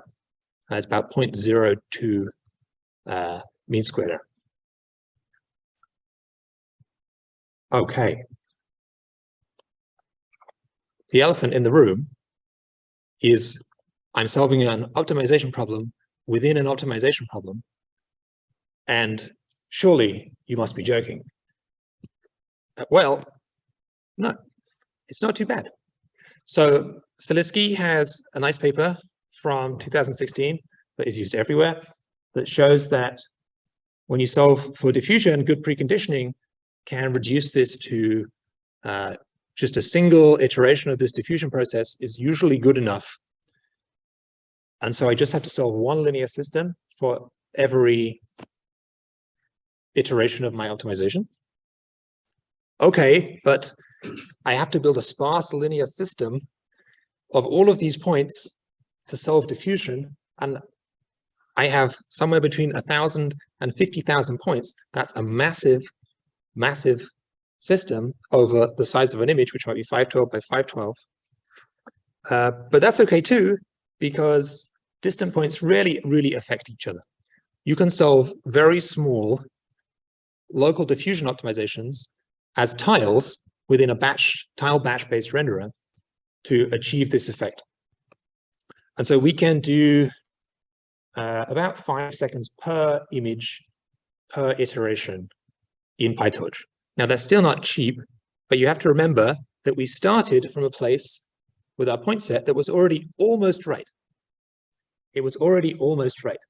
And so we don't have to have many iterations to get to a good solution. Okay, so what have we gained? Well, we have presented an optimization that's based only on image reprojection, right? There's no supervision. It produces very low numbers of bad pixels because it is reprojection based. It's explicit, it's concise, it's a complete representation based on a continuous 3D point cloud, if you like, and a 2D raster-based diffusion. This makes it particularly well suited because it's raster-based for image editing. It doesn't take that long to optimize because you're already starting from this good initialization. And because it's points-based, it actually works with anything where you have points as input. I don't actually need a light field at all. So if I had sparse input from a multi-view point cloud, I could use this to optimize that point set to reduce its error. Okay. So, like I said, quirky, hopefully somewhat interesting. We have said that multi-view edge codes are complete as a representation of depth, as long as, you know, I fudged the bit where we have non-Lambertian surfaces and things that have ill-defined depth, but we can talk about those offline. We said that diffusion-based densification produces high-quality results, and that really it's the constraints that are the problem. So for the past 10 years, should we say, User and Wanner, many people around the early 2010s had very good solutions to this problem using diffusion-based solvers for densification, but the constraints are just a little bit off, and you can fix that now. You just have a differentiable renderer stuck in the middle. All right. Thank you very much.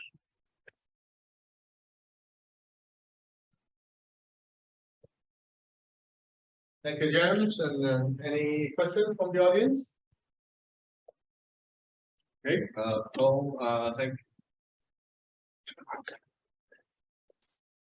Thank you, everybody. Our code is online.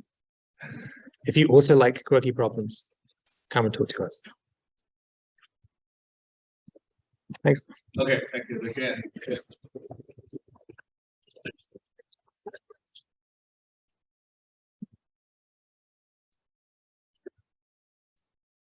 Right. Thank you. Just close it. Okay. Go ahead.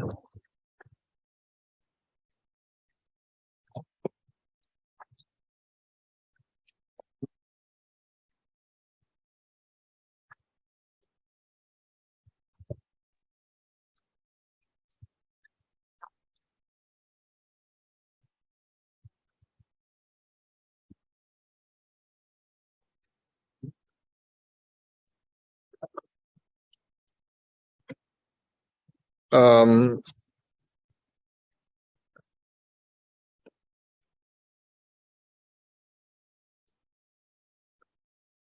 okay.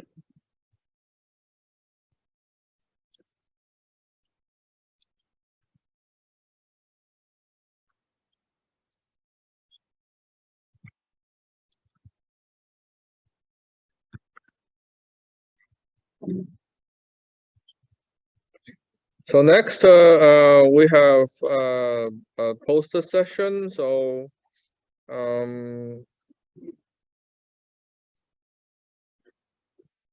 LFNAT receives a total of 15 papers, manuscripts, and reviewing by the LFNAT program committee.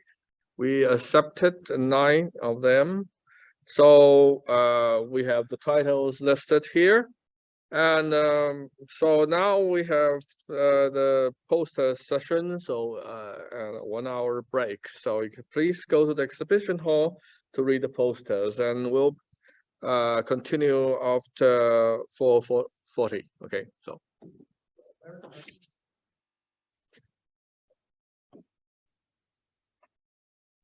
So at 4:40, we have two challenge session. One is for the depth estimation and the other is for the semantic segmentation.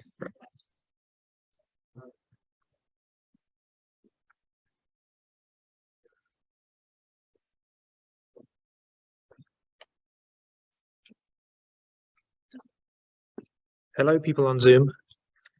I heard there was a question. Yeah, there was a Question, understand? yeah. Please wait. I'm Just a minute. Okay.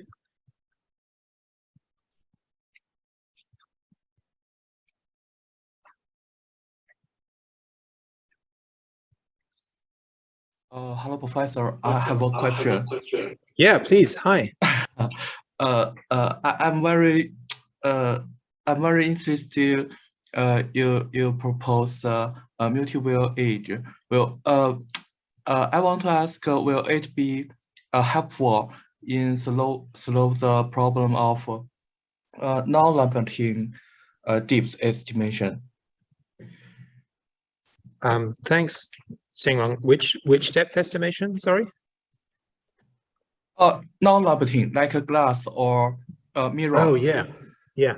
So there's some interesting situations that come up when you have this formulation, because you still have to splat things to the screen, and you say that the Gaussians themselves aren't really transparent.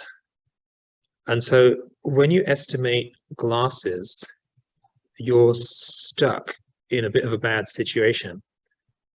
Even though you could have transmission, like half transmission through your points, and even though it might be possible to estimate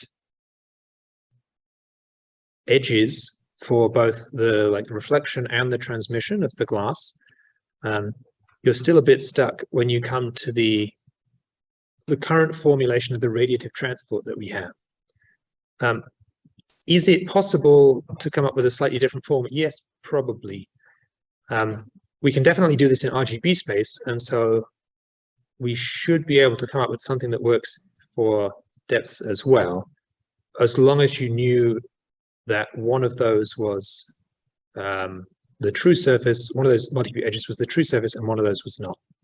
So I think that's the breadth of it. If you could know which of those was from glass, and you could know which edge corresponded to which part, then you might be able to solve a better transmission model. Yeah, but right now we cannot deal with it, unfortunately. Yeah. It's because most current depth estimation is based on the limiting assumption, and yeah, glass and mirror is still challenging problems. Yeah, so it's not so much the fact that the edge in the EPI won't be detected, because suppose you have a small baseline camera, then you're still very likely to detect an edge on a glass surface in an EPI. It will have some appearance that is half the reflection and half the transmission, approximately, because of the glass. It's just that it won't be at the right depth. It will be at the wrong depth. So it's a challenge. Yes, the overlapped liner structure on EPI will misleading the result. I think so, yeah. I think so. Does that seem fair? You understand? Okay, that's okay. When you have glass. Yeah, I think the projection loss just doesn't work very good transparent surfaces. So the representation itself can. Well, yeah. So the Zhenglong had a good point. He said the true depth of the glass surface isn't necessarily where the edge says it is. That's true. I think depth for transparent surfaces in general is an ambiguous representation. Yeah. So Yeah. it's difficult. Yeah. But if you could estimate like the back surface and then something for the reflection, right? So you have you have to, you would never actually end up estimating the glass, but you could estimate the depth of the transmission surface and some kind of fake depth for the reflected surface. You could do something like that. Yeah, it's an interesting problem. I would suggest that it's fertile territory for study, even though it's very hard. Nobody's managed to solve anything like this. So it could be a good problem. Okay, thank you, Professor. Rongshan, you have a question too. Hi. Okay. Professor Jackson, I have saw your work in idea of diffusion for dense depth estimation from light field, and I have run some methods about well consistent for the light field depth estimation. Here I have some questions. What do you think about such diffusion-based method compared with the learning-based? Diffusion-based methods, I think, will be sensitive to noise. How can it to keep the results accuracies? Yeah, that's a good question. So we also noticed that diffusion-based methods are limited by noise in the estimates of the samples. And so let me just clarify, do you mean image noise? Because that's also a factor. If you mean image noise, then you can do a pretty good job if you just have robust estimators of the multi-view edges themselves. So we found a few tricks for providing robust estimates. Numair's code has this all written out, and you can go and use those. They're currently in MATLAB, which is a bit of a pain. If you'd like to port that to Python for us, that would be wonderful. But yeah, so we managed to find a few nice ways to provide robust estimates to image noise.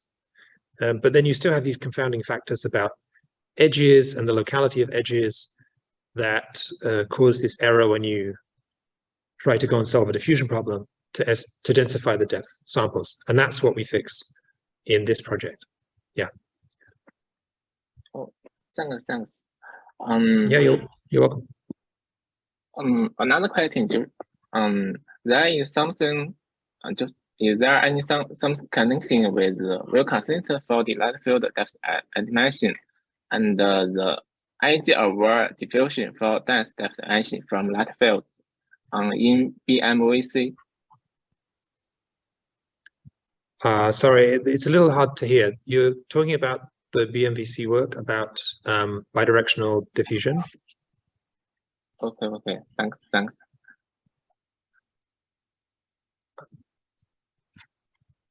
Sorry, I didn't quite get that. You can type the question if you like, and I'll give you an answer. No question. Okay. If there's anything, you can always email us. Thanks, everybody.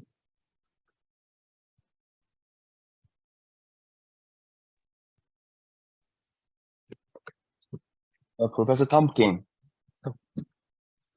Hi. Well, sorry, my camera broke. Well, I'm the co-organizer of this workshop. Yeah, hi, Hao. Thank you so much for attending our workshop and bringing wonderful talks. Oh, thank you very much for the invitation. Yes, but we regret that we cannot meet you on site due to our visas, as you may have heard of. But please yeah, put us if there's anything wrong with our hospitality.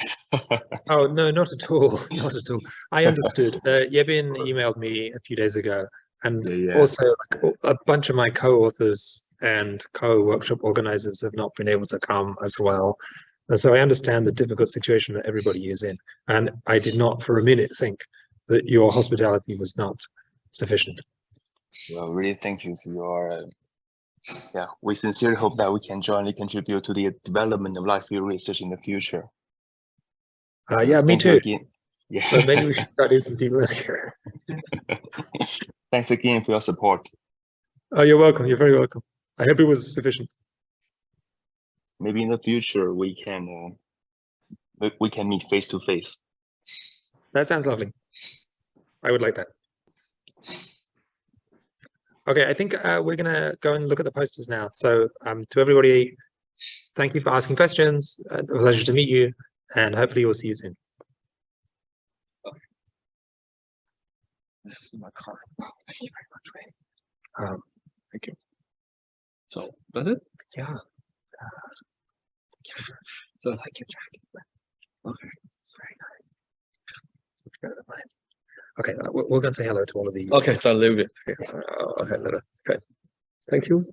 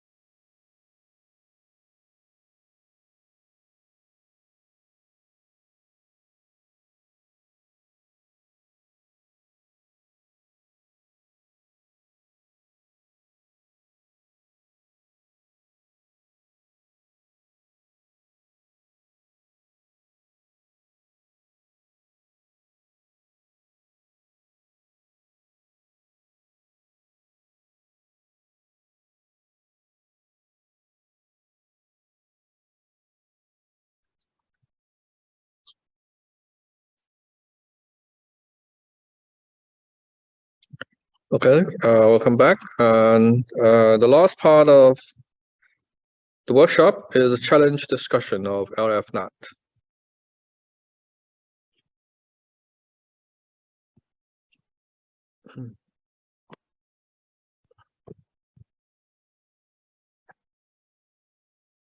So this time LFNAT specifies urban LF light field dataset as the sole data. As the sole data source instead of the commonly used HCI new light field dataset. Okay. So as a high quality and challenging urban scene dataset, Urban LF aims at understanding complex urban scenes through the rich information in light field to improve the practical system performance and reliability. It contains two subsets called Urban LF Real and Urban LF Sing, which includes 824 real-world and 250 synthetic samples, respectively. Each sample in Urban LF Real is composed of 81 aperture images with an angular resolution of 9:9 and high-quality pixel-wise annotation of central view. And a synthetic sample further contains a notation depth map and a disparity map of all views. LFNAT challenge is divided into the following two phases. The first phase is submission phase from January 24th to March 28th. The second phase was final evaluation phase from March 28th to April 6th.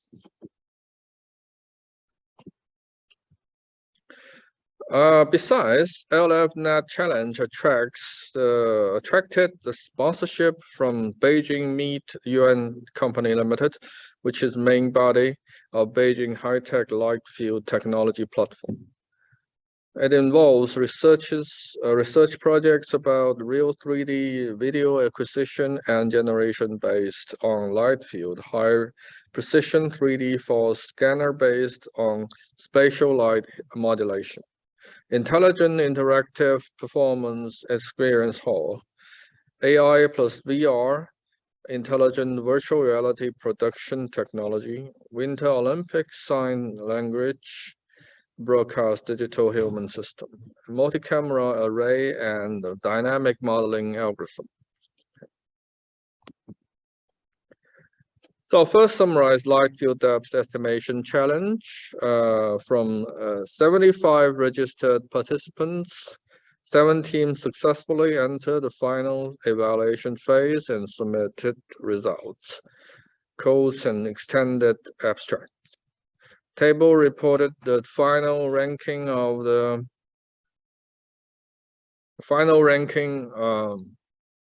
challenge, as well as single evaluation metric results, MSE and BP, and network parameters. Next, welcome to the top 3 teams to share their methods for us. So the first ranked method is CBPP by Long Zhao Guo, master students at Beijing Jiaotong University. And Mr. Guo cannot present in person in real time, so we just play the video, the pre-recorded.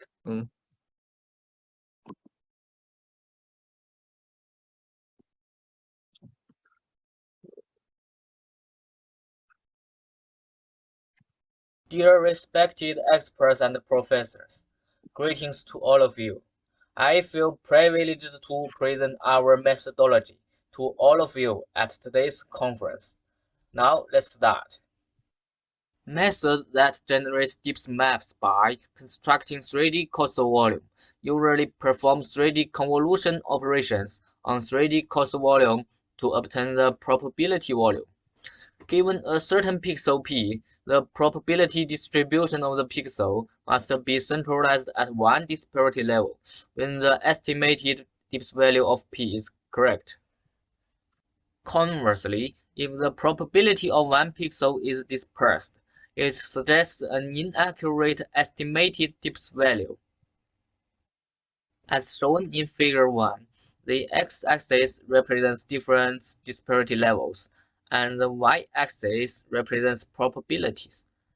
The blue curve represents the probability of a correctly estimated pixel at different disparity levels. Its disparity is between 0.5 and 1.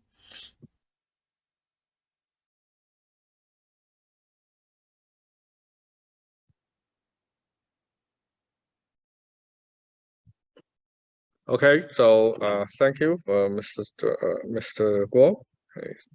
So the next,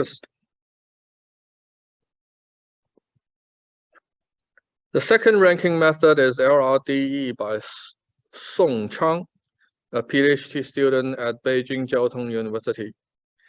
Also, Mr. Song cannot present in person, and therefore we play the pre-recorded video.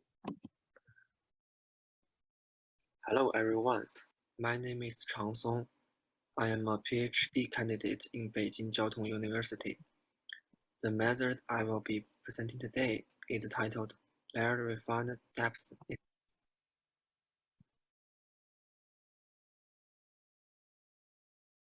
Estimation. We construct the alpha maps of multiply images to synthesize the disparity map, which include two modules, layered module and the refined module. In layered module, we first use the downsampled light field images and the high-resolution focus stack to generate two sets of cross-alpha maps of MPI. Since the angular sampling pattern in light field images is regular, the views have strong geometric consistency. That is, the value of the alpha map can be reflected by the degree of consistency in the view stack. Therefore, we design a neural network called layered network to estimate the consistency and further calculated the cross-alpha maps. Then, in refined module, two sets of alpha maps are forced and combined with the high-resolution central view to generate the refined alpha maps of MPI. Finally, the refined alpha maps are used to generate the disparity maps of the central view. In layered module, the original light field images are first downsampled or refocused to obtain the low-resolution light field images and the focus stack. For the low-resolution light field images, we shift every view toward the central view according to a set of disparity values and obtain the view stack. Then, we design the layered network to calculate the cross-alpha maps.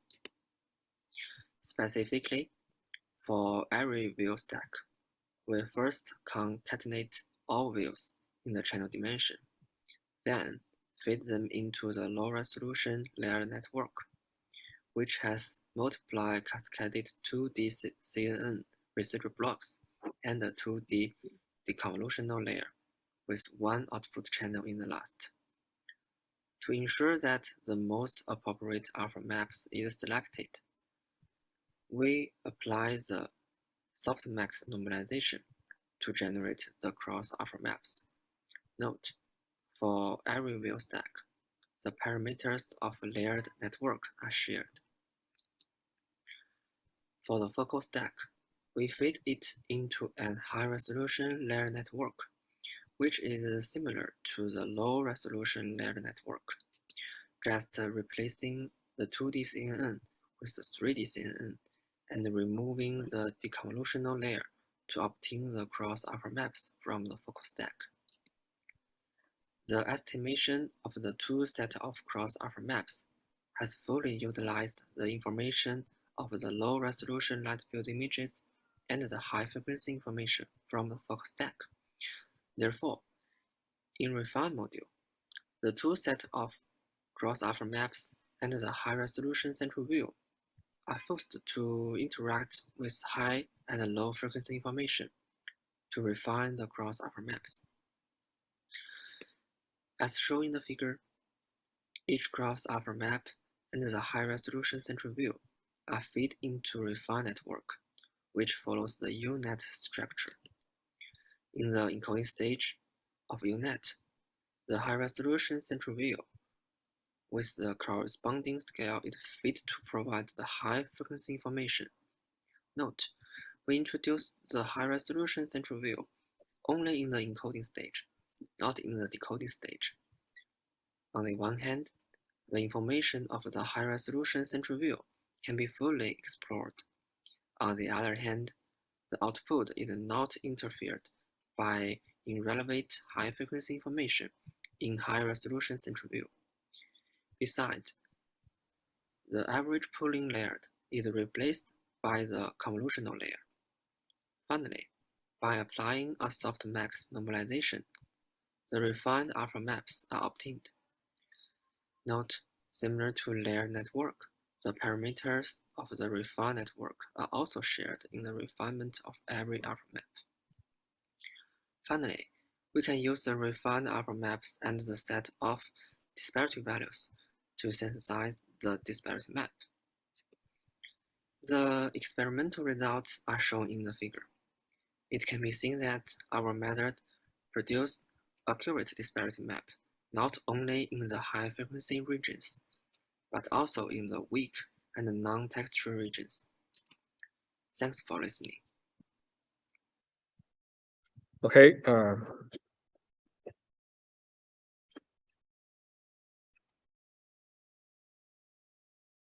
So thank you for Sung Chang, and I'm sorry that the last video did not play through. Therefore, I will continue from the last video.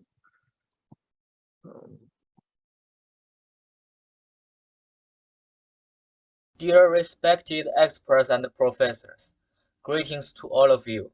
I feel privilege has been accurately estimated, so its probability distribution is more dispersed. Based on this, we define the maximum value of the probability sum of two adjacent disparity levels as a confidence, as shown in equation 1. To demonstrate the validity of our proposed confidence, we selected a textured region and an untextured region in the light field image, represented by blue and red boxes respectively. Look at the center view of the light field sense. The specific positions of the 2 points have been marked. The area near the red point is textureless, while the area near the blue point is textured. We visualize their probabilities at different disparity levels and represent them with blue and red curves respectively, as shown in figure 1. The probability sum of two adjacent disparity levels can be calculated as shown in figure 2. We can see that the maximum value of the blue curve is 0.995, while the maximum value of the red curve is only 0.708. So we can infer that at the correct estimated point, the maximum value is very close to 1, while in textureless areas, it will be much smaller. This indicates that the depth of textureless areas is difficult to accurately estimate. We visualize the confidence map of this sense as shown in the right figure, and it can be seen that the confidence of the textureless areas is significantly lower than that of other areas. For this image, the road below is a relatively large textureless area, while the manhole cover on the road is a textured area. Although the area adjacent to the road and the manhole cover has the same color as the road, it can also be seen as a textured area, and it has a high level of confidence, while the central area of the road is an absolute textureless area with low confidence. After obtaining the confidence of each pixel through the previous processing, next, we seek to improve the results in low confidence regions, mainly textureless regions. A priori used textureless areas typically exhibit similar color and continuous surface. So we define a window in which the depth of areas with low confidence is approximately consistent, and then we refine it using the depth values from the high confidence regions. Specifically, if the confidence of a point within a certain window is low, the average disparity of all points in the same window with similar colors and high confidence is used to represent the disparity of that point. The specific algorithm steps are shown in algorithm 1. Theoretically speaking, our post-processing method is applicable to all networks that build in 3D coastal volume, such as LFNAT and ATTMLNet.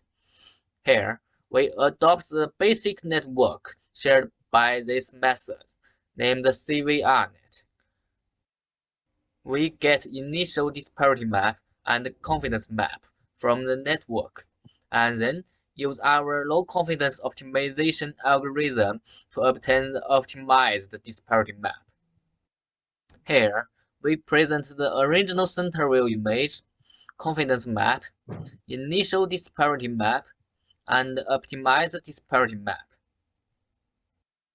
As can be seen, our confidence algorithm can effectively evaluate the depth estimation results. In areas with low confidence, the depth estimation results are also incorrect because these areas are usually textureless or occluded, making it difficult for the network to accurately estimate the depth values of these areas. Look at the areas in the center of this road. Their initial depth values are clearly incorrect. After our optimization post-process, we have obtained the relatively correct depth values. Compare the initial disparity map we obtained with the optimized disparity map. It can be found that our post-processing algorithm significantly improves the depth estimation results in textureless regions. That's the end of my sharing, and I sincerely hope to receive valuable feedback and guidance from the esteemed experts in attendance. Thank you very much. So thank you again from Mr. Guo. And now we go to the third ranked method for depth estimation.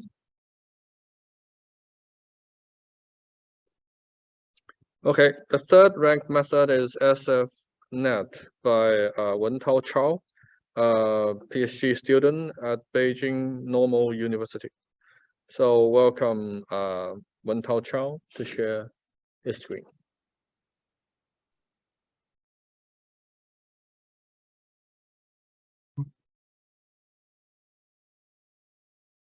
Okay, Wentao? I need the screen sharing. So there is I need to stop sharing. Yeah? There is a little problem. Okay.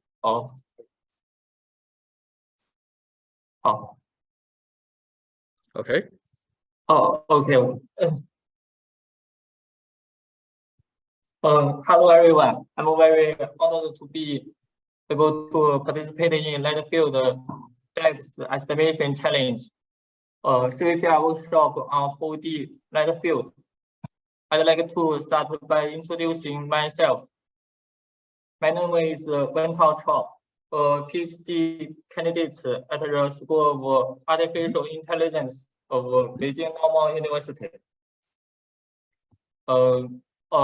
Today, this presentation includes the following 5 aspects, that is team members, motivations, model design, population study, and conclusion.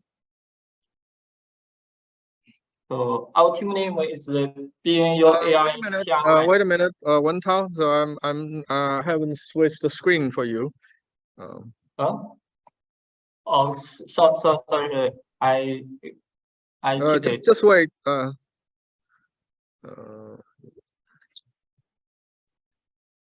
Okay. Okay, you can continue. Okay. 但是不要停停。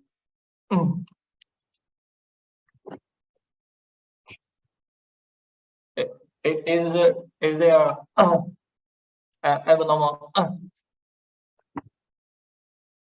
So I continue.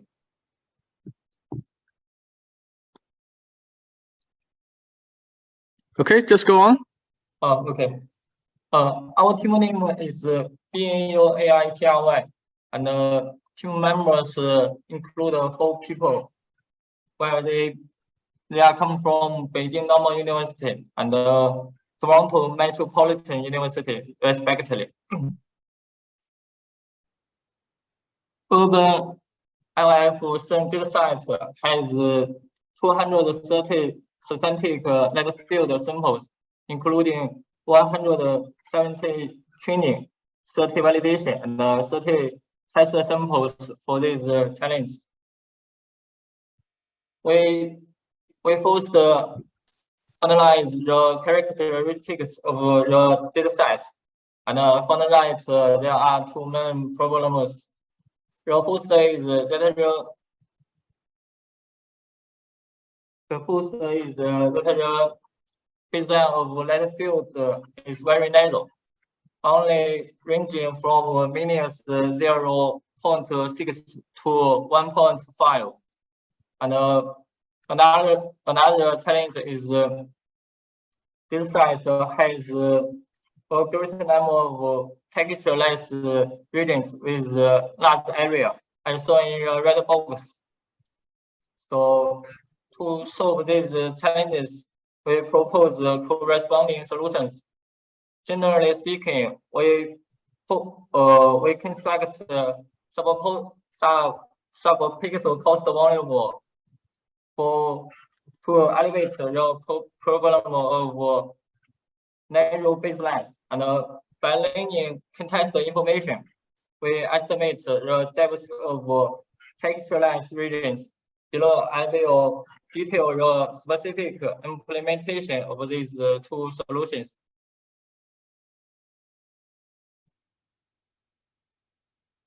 Sub-pixel cost volume is proposed by our subfocal work. Subfocal performs net field depth estimation by learning sub-pixel disparity distributions. The sub-pixel cost volume is constructed by sub-pixel shift, wheel shift, and concatenate operations on feature maps. Specifically, sub-pixel interpolation is performed on feature maps such as bilinear interpolation. So we also use sub-pixel cost volume in urban LF data site. For more implementation, please refer to the subfocal work. As for context information learning, there are 2 main aspects to achieve it. On the one hand, we aim to enlarge the receptive field of feature extraction. So we use dilation convolution and in size. On the other hand, we design augment SPP module to aggregate features from multi-scale and multi-level. Specifically, we add large patch size for average pooling for multi-scale feature aggregation, and the low-level and high-level features in the different feature extraction stage are connected into our SPP module for multi-level feature aggregation. Based on the Based on the hyperfocal work, we further propose LFNAT model for light field textureless depth estimation. The overall network architecture is shown in the subfigure A. Subfigure B shows the specific setting of the dilate rate in the feature extraction stage, and the detailed connections and the detailed components of the SPP model. We also conduct extensive evaluation experiments to validate resolutions. First, we experiment with different disparity intervals for subpixel cost volume.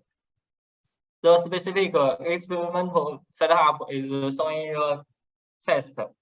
We choose the commonly used MSE and BETPIX as evaluation metrics. Lower is better. It can be seen from the table as the interval decreases and the corresponding MSE and BETPIX both increase. Finally, considering efficiency and accuracy, we finally choose the disparity interval of 0.1. Next, we validate different components for condensed information learning. The specific experimental setup is shown in the test, as shown in the table. The different components we proposed can improve the metric step by step, especially BETPIX metrics. Inclusion. We propose the idea of subpixel cost volume and context information learning for light field textureless estimation, depth estimation, and have achieved good results. Regarding the depth estimation of textureless regions, we plan to start from the following aspects.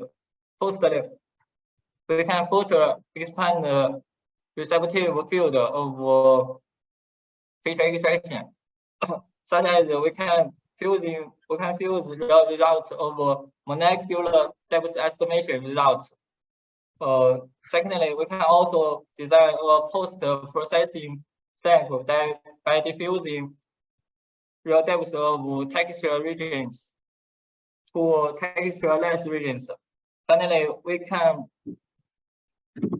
add shape periods to textureless regions with the help of semantic segmentation. That's all. Thank you for your watching.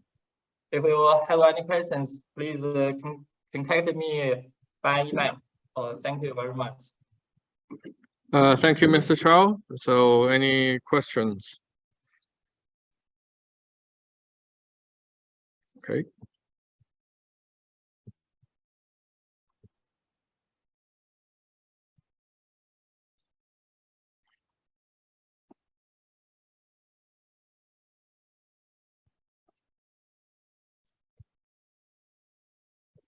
So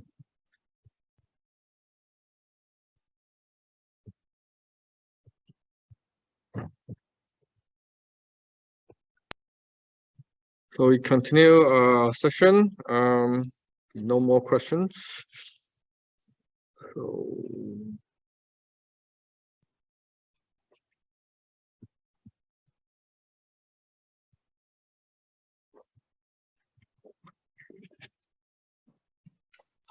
okay, so let's continue to the next challenge, the semantic segmentation challenge.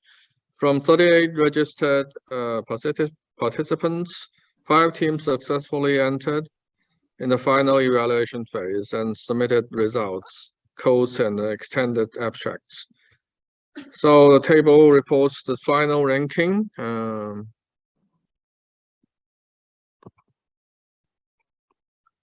Of the ranked methods. So as well as single evaluation metric results. So next, welcome to the top 3 teams to share their methods for us.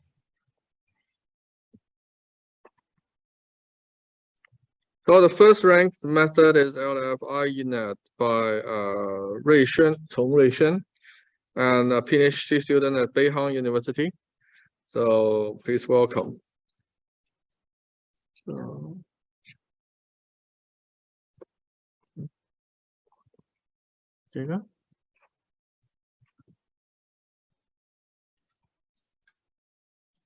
oh yeah, yes. So please share your screen. Hello everyone, my name is Ruixuan Cong, a student of Beihang University. I will briefly introduce our method. Here is a figure about our work, explore information from reference fields to central view. For this training, we propose a well-engineered framework called LFNAT, which includes 2 manners to jointly explore depth field for semantic segmentation. One is implicit feature integration that learns a unified representation within central view and across views through attention mechanism. The other is explicit feature propagation that warps feature from other views to central view under the guidance of disparity. This is the overview of LFNAT. It contains 4 main steps. 1. Feature extraction. Central view and the reference views are fed into a shared backbone, in which reference views are randomly sampled from one of the 8 image stacks, whose viewpoints change along horizontal, vertical, left, and right diagonal directions in order. 2. Disparity estimation. Entire left field is fed into a disparity estimator to get a disparity pair used for subsequent steps. 3. Feature enhancement. This step aims to fully explore information from reference view to reinforce central view.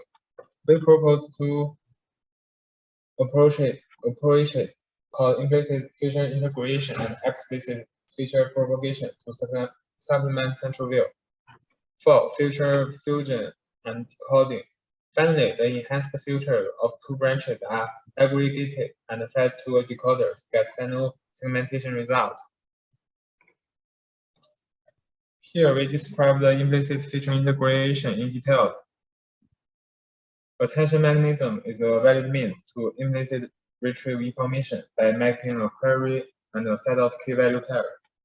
Inspired by this, we incorporate self-attention and cross-attention for implicit feature integration to enhance representation of central view. Specifically, self-attention aims to aggregate context within central view, while cross-attention explores complementary information from reference view. Considering that repeat contents among views have already involved in self-attention, cross-attention should pay more attention to inconsistent region among them. To achieve this, the first step is to judge inconsistent region. We find that this region can be expressed as pixels with large disparity. To this end, we generate an attention mask app for each reference view by computing disparity offset. Then for large disparity area, we enhance the cross-attention mix to reinforce focus on inconsistent region. Here we describe the explicit feature propagation in detail. Disparity information reflects pixel offset among different views. The photo consistency assumption can be formulated as this. Therefore, we explicit what features from reference view to central view under the guidance of disparity to enhance central view in a different way. Taking into account that each reference view contributes differently to final representation, we adopt channel attention to generate ways for aggregating aligned features and get the final output of the explicit branch. To train our proposed LFNAT, the total loss consists of 3 parts. The first term is the mean cross entropy loss at the end of the network. The second term is an auxiliary cross entropy loss that is dedicated to optimize the feature extraction backbone. The third term is an auxiliary cross entropy loss to constrain the propagate feature in explicit branch close to the feature of central view. It also treats convolution layers, which are used to rectify the estimated disparity. The final thinking of our LFNAT is as follows. First, we adopt HRNet as our backbone. Then we use segmentation toolbox as the main framework. The data augmentation is random scaling and flattening, random cropping, and photometric distortion.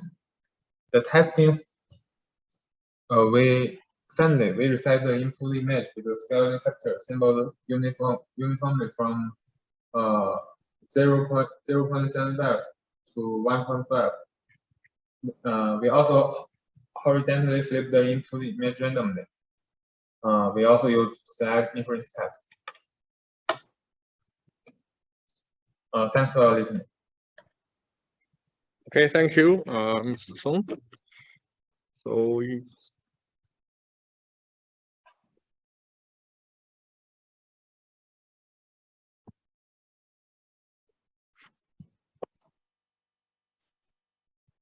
Hello.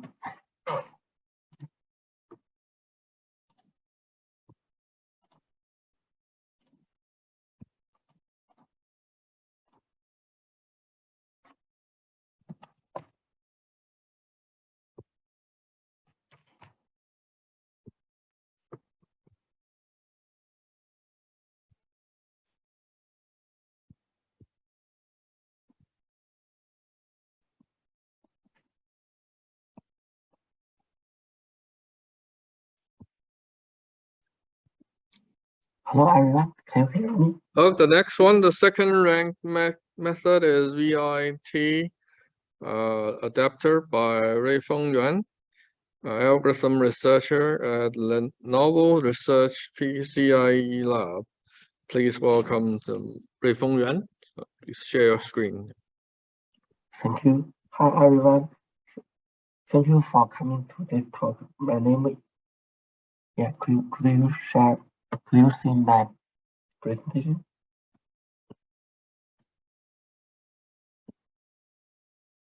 Okay, sorry, wait a moment.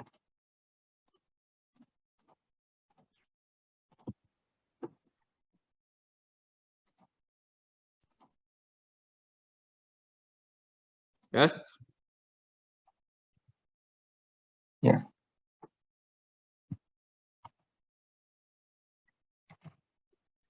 Hi, Okay, everyone. please.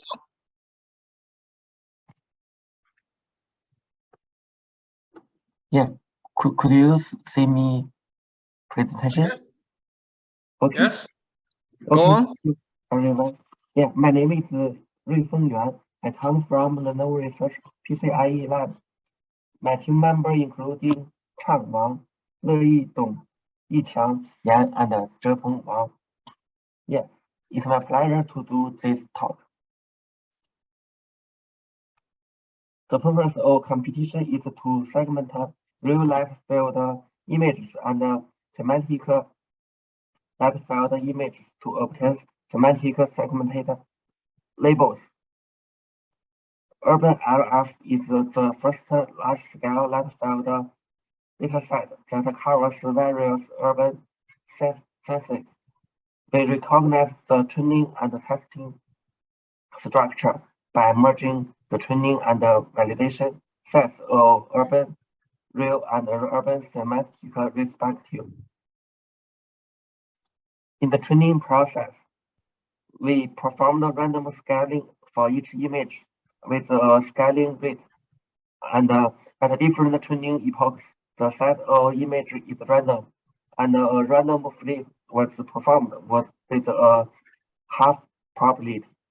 At the same time, we use the photometric distortion augmentation to distort the image for training. For RGB channels, we presently during the test process, we use the test time augmentation TTA switch for inference. First, we apply 3 transforms to the origin image, a history equation, and a horizon flip, and a recess transformation sequentially. We segment the object in the new image and apply the corresponding inverse. Finally, the segmentation results are embedded using the working string. Yeah, we adopt the VIT adapter as the baseline for our experiment. The overall model structure is shown in figure 1. As shown in figure 1, the model can be divided into 2 parts. The first part is a plain VIT, as shown in figure 1C, which consists of patch embedding and the encoder layers. We divided the layer into 4 blocks. Each block contains encoder layers. The second part is the VIT adapter, which is a key part. Which is the key part shown in the figure 1B, which includes a special pre-model feature injector, and a multi-scale feature extractor. For the VIT adapter, we first feed the input image to the special pre-model. As shown in the figure 1C, obtain feature images with 3 special resolution or orange image. These feature maps are then flipped in and connecting in as input for feature interaction. For the S block, we first inject a special pre into block through a special feature injector, and then extract hybrid features from the output through a multi-scale feature extractor, as shown in figure 1D. Special features injector modules is used to inject special pre-information into VIT. After injection of special into VIT, we obtain the output feature. Then we apply a model consisting of a cross attention layer and zero and a feed-forward network to extract the feature. And in the last feature extraction, we stock 3 multi-scale feature extractor. Yeah, this is our experimental setting. For the model ensemble, experimental moving average is used for integration the parameter during training. Model training with different hybrid parameter and are also weighted and assumed. This is our result. Yeah, we get the comparable result in the real data set, and the third place in the semantic data set. Now, this is our summary.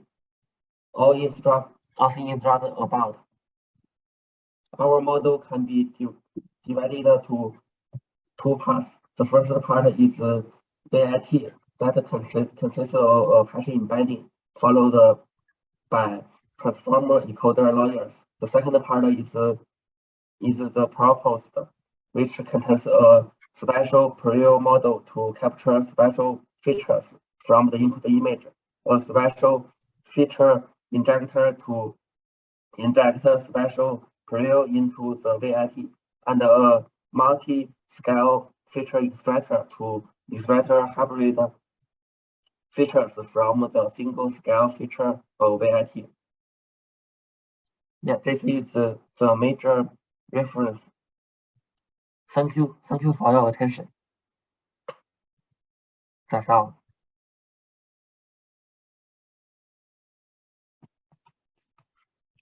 Thank you. So I'll continue to the next.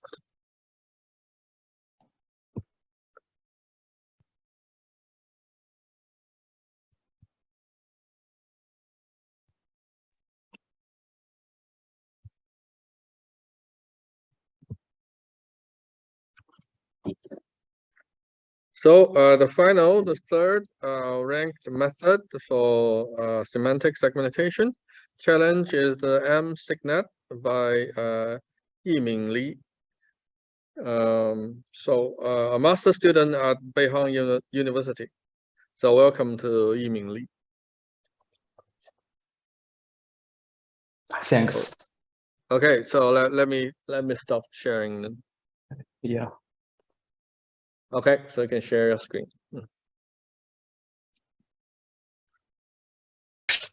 Okay, add screen.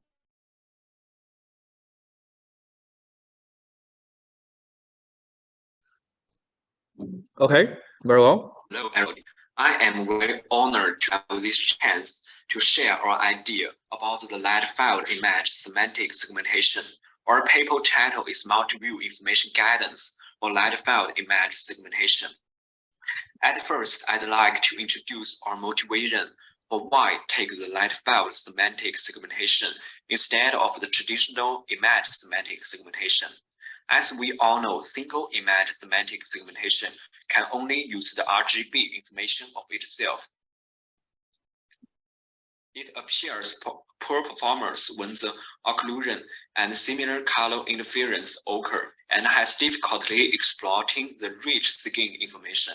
Light-field camera can capture the intensity and direction of light rays at the same time. The direction information is recorded by the macro lens at different positions and represented as sub-aperture images, which clearly show that light-field provides skin geometry information that motivate us to exploit the light-field information to achieve better performance of the semantic segmentation. Our main contribution can be summarized as the following 3 points. We propose a network that can use semantic information of light-field multi-view images to guide segmentation of the center image. We design a self-adaptive multi-view probability fusion model to fuse semantic prediction probability of different views via channel attention matrices. We prove the effectiveness of the proposed MSIGNet through extensive experiments on existing light-field semantic segmentation datasets. This is the overview of our network. The network is mainly composed of 3 components: filter extraction, self-adaptive multi-view probability fusing, multi-view semantic representation guidance. First, I shall show the general process of our method. MSIGNet takes K light-field SAIs as input. After feeding to the filter extraction backbone, we can get the filter map of K SAIs. For the SAI filter map array, we apply an FCM model to acquire the semantic prediction probability of semantic classes. Considering the relevancy level distinction between different SAIs and center view image, we design a channel attention model to generate a self-adaptive weight matrix. It will fuse all probabilities to form a coarse semantic segmentation prediction probability. Then interact it with coarse prediction. It learns the semantic class representation for the center view image. Associating it with the center filter map, it acquires the context relation between pixels and semantic classes. Processed by a segmentation head, it generates the final refined semantic segmentation probability. The multi-view images in light-field SAIs can provide abundant information for semantic segmentation of center view image. However, due to the divergence between SAIs, different view images offer supplements to the center view image in varying degree. Therefore, we propose a self-adaptive multi-view probability fusion model to aggregate multi-view information. First, we concatenate them along the channel dimension. Then a global average pooling operation is adopted to generate the initial channel attention, followed by two fully connected layers and a sigmoid layer. We obtain the final channel attention weight that models the importance of different view semantic probabilities. The single image semantic segmentation only utilizes the information itself, which seriously limits the segmentation inference performance. Therefore, we use aggregated cost semantic probability from the multi-view images to guide the image segmentation of the center view. We use the cost prediction probability to generate the relation of the semantic classes and pixels. After linking with the center view future map, we get the semantic classes representation. Follow a cross-attention calculate. We acquire the classes similarity. In the final contact with the high-level center view future, we make the optimized future.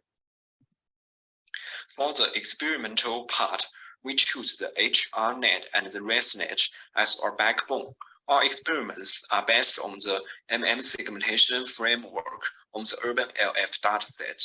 We adopt the random scaling and flipping and craft 432 for urban LF real, 480 for urban LF synthetic. In the test period, we use the slide inference test. In the end, we summarize our approach in the conclusion part. We propose a novel network that can adopt the multi-view semantic information from light field to guide the semantic segmentation of the center view image. The proposed MSIG-net primarily consists of three parts. First, it applies a backbone to extract filters from SAIs and acquire the prediction probability via FCM model. Then, by using a self-adaptive multi-view probability fusion model, it generates the cost segmentation results. Finally, the center image filter is interacted with the cost result to get the final refined semantic segmentation result. Thanks for listening.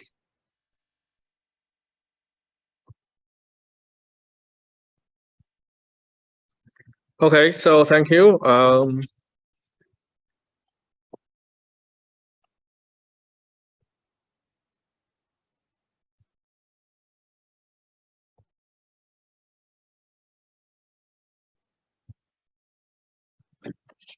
So time passed quickly, and LFNAT workshop is coming to an end. So we apologize for any inconvenience brought by the hybrid meeting. Thank all of the participants for putting their effort and time into the LFNAT workshop. So in the future, LFNAT will continue committing to the development of light field technology. Okay. Thank you very much.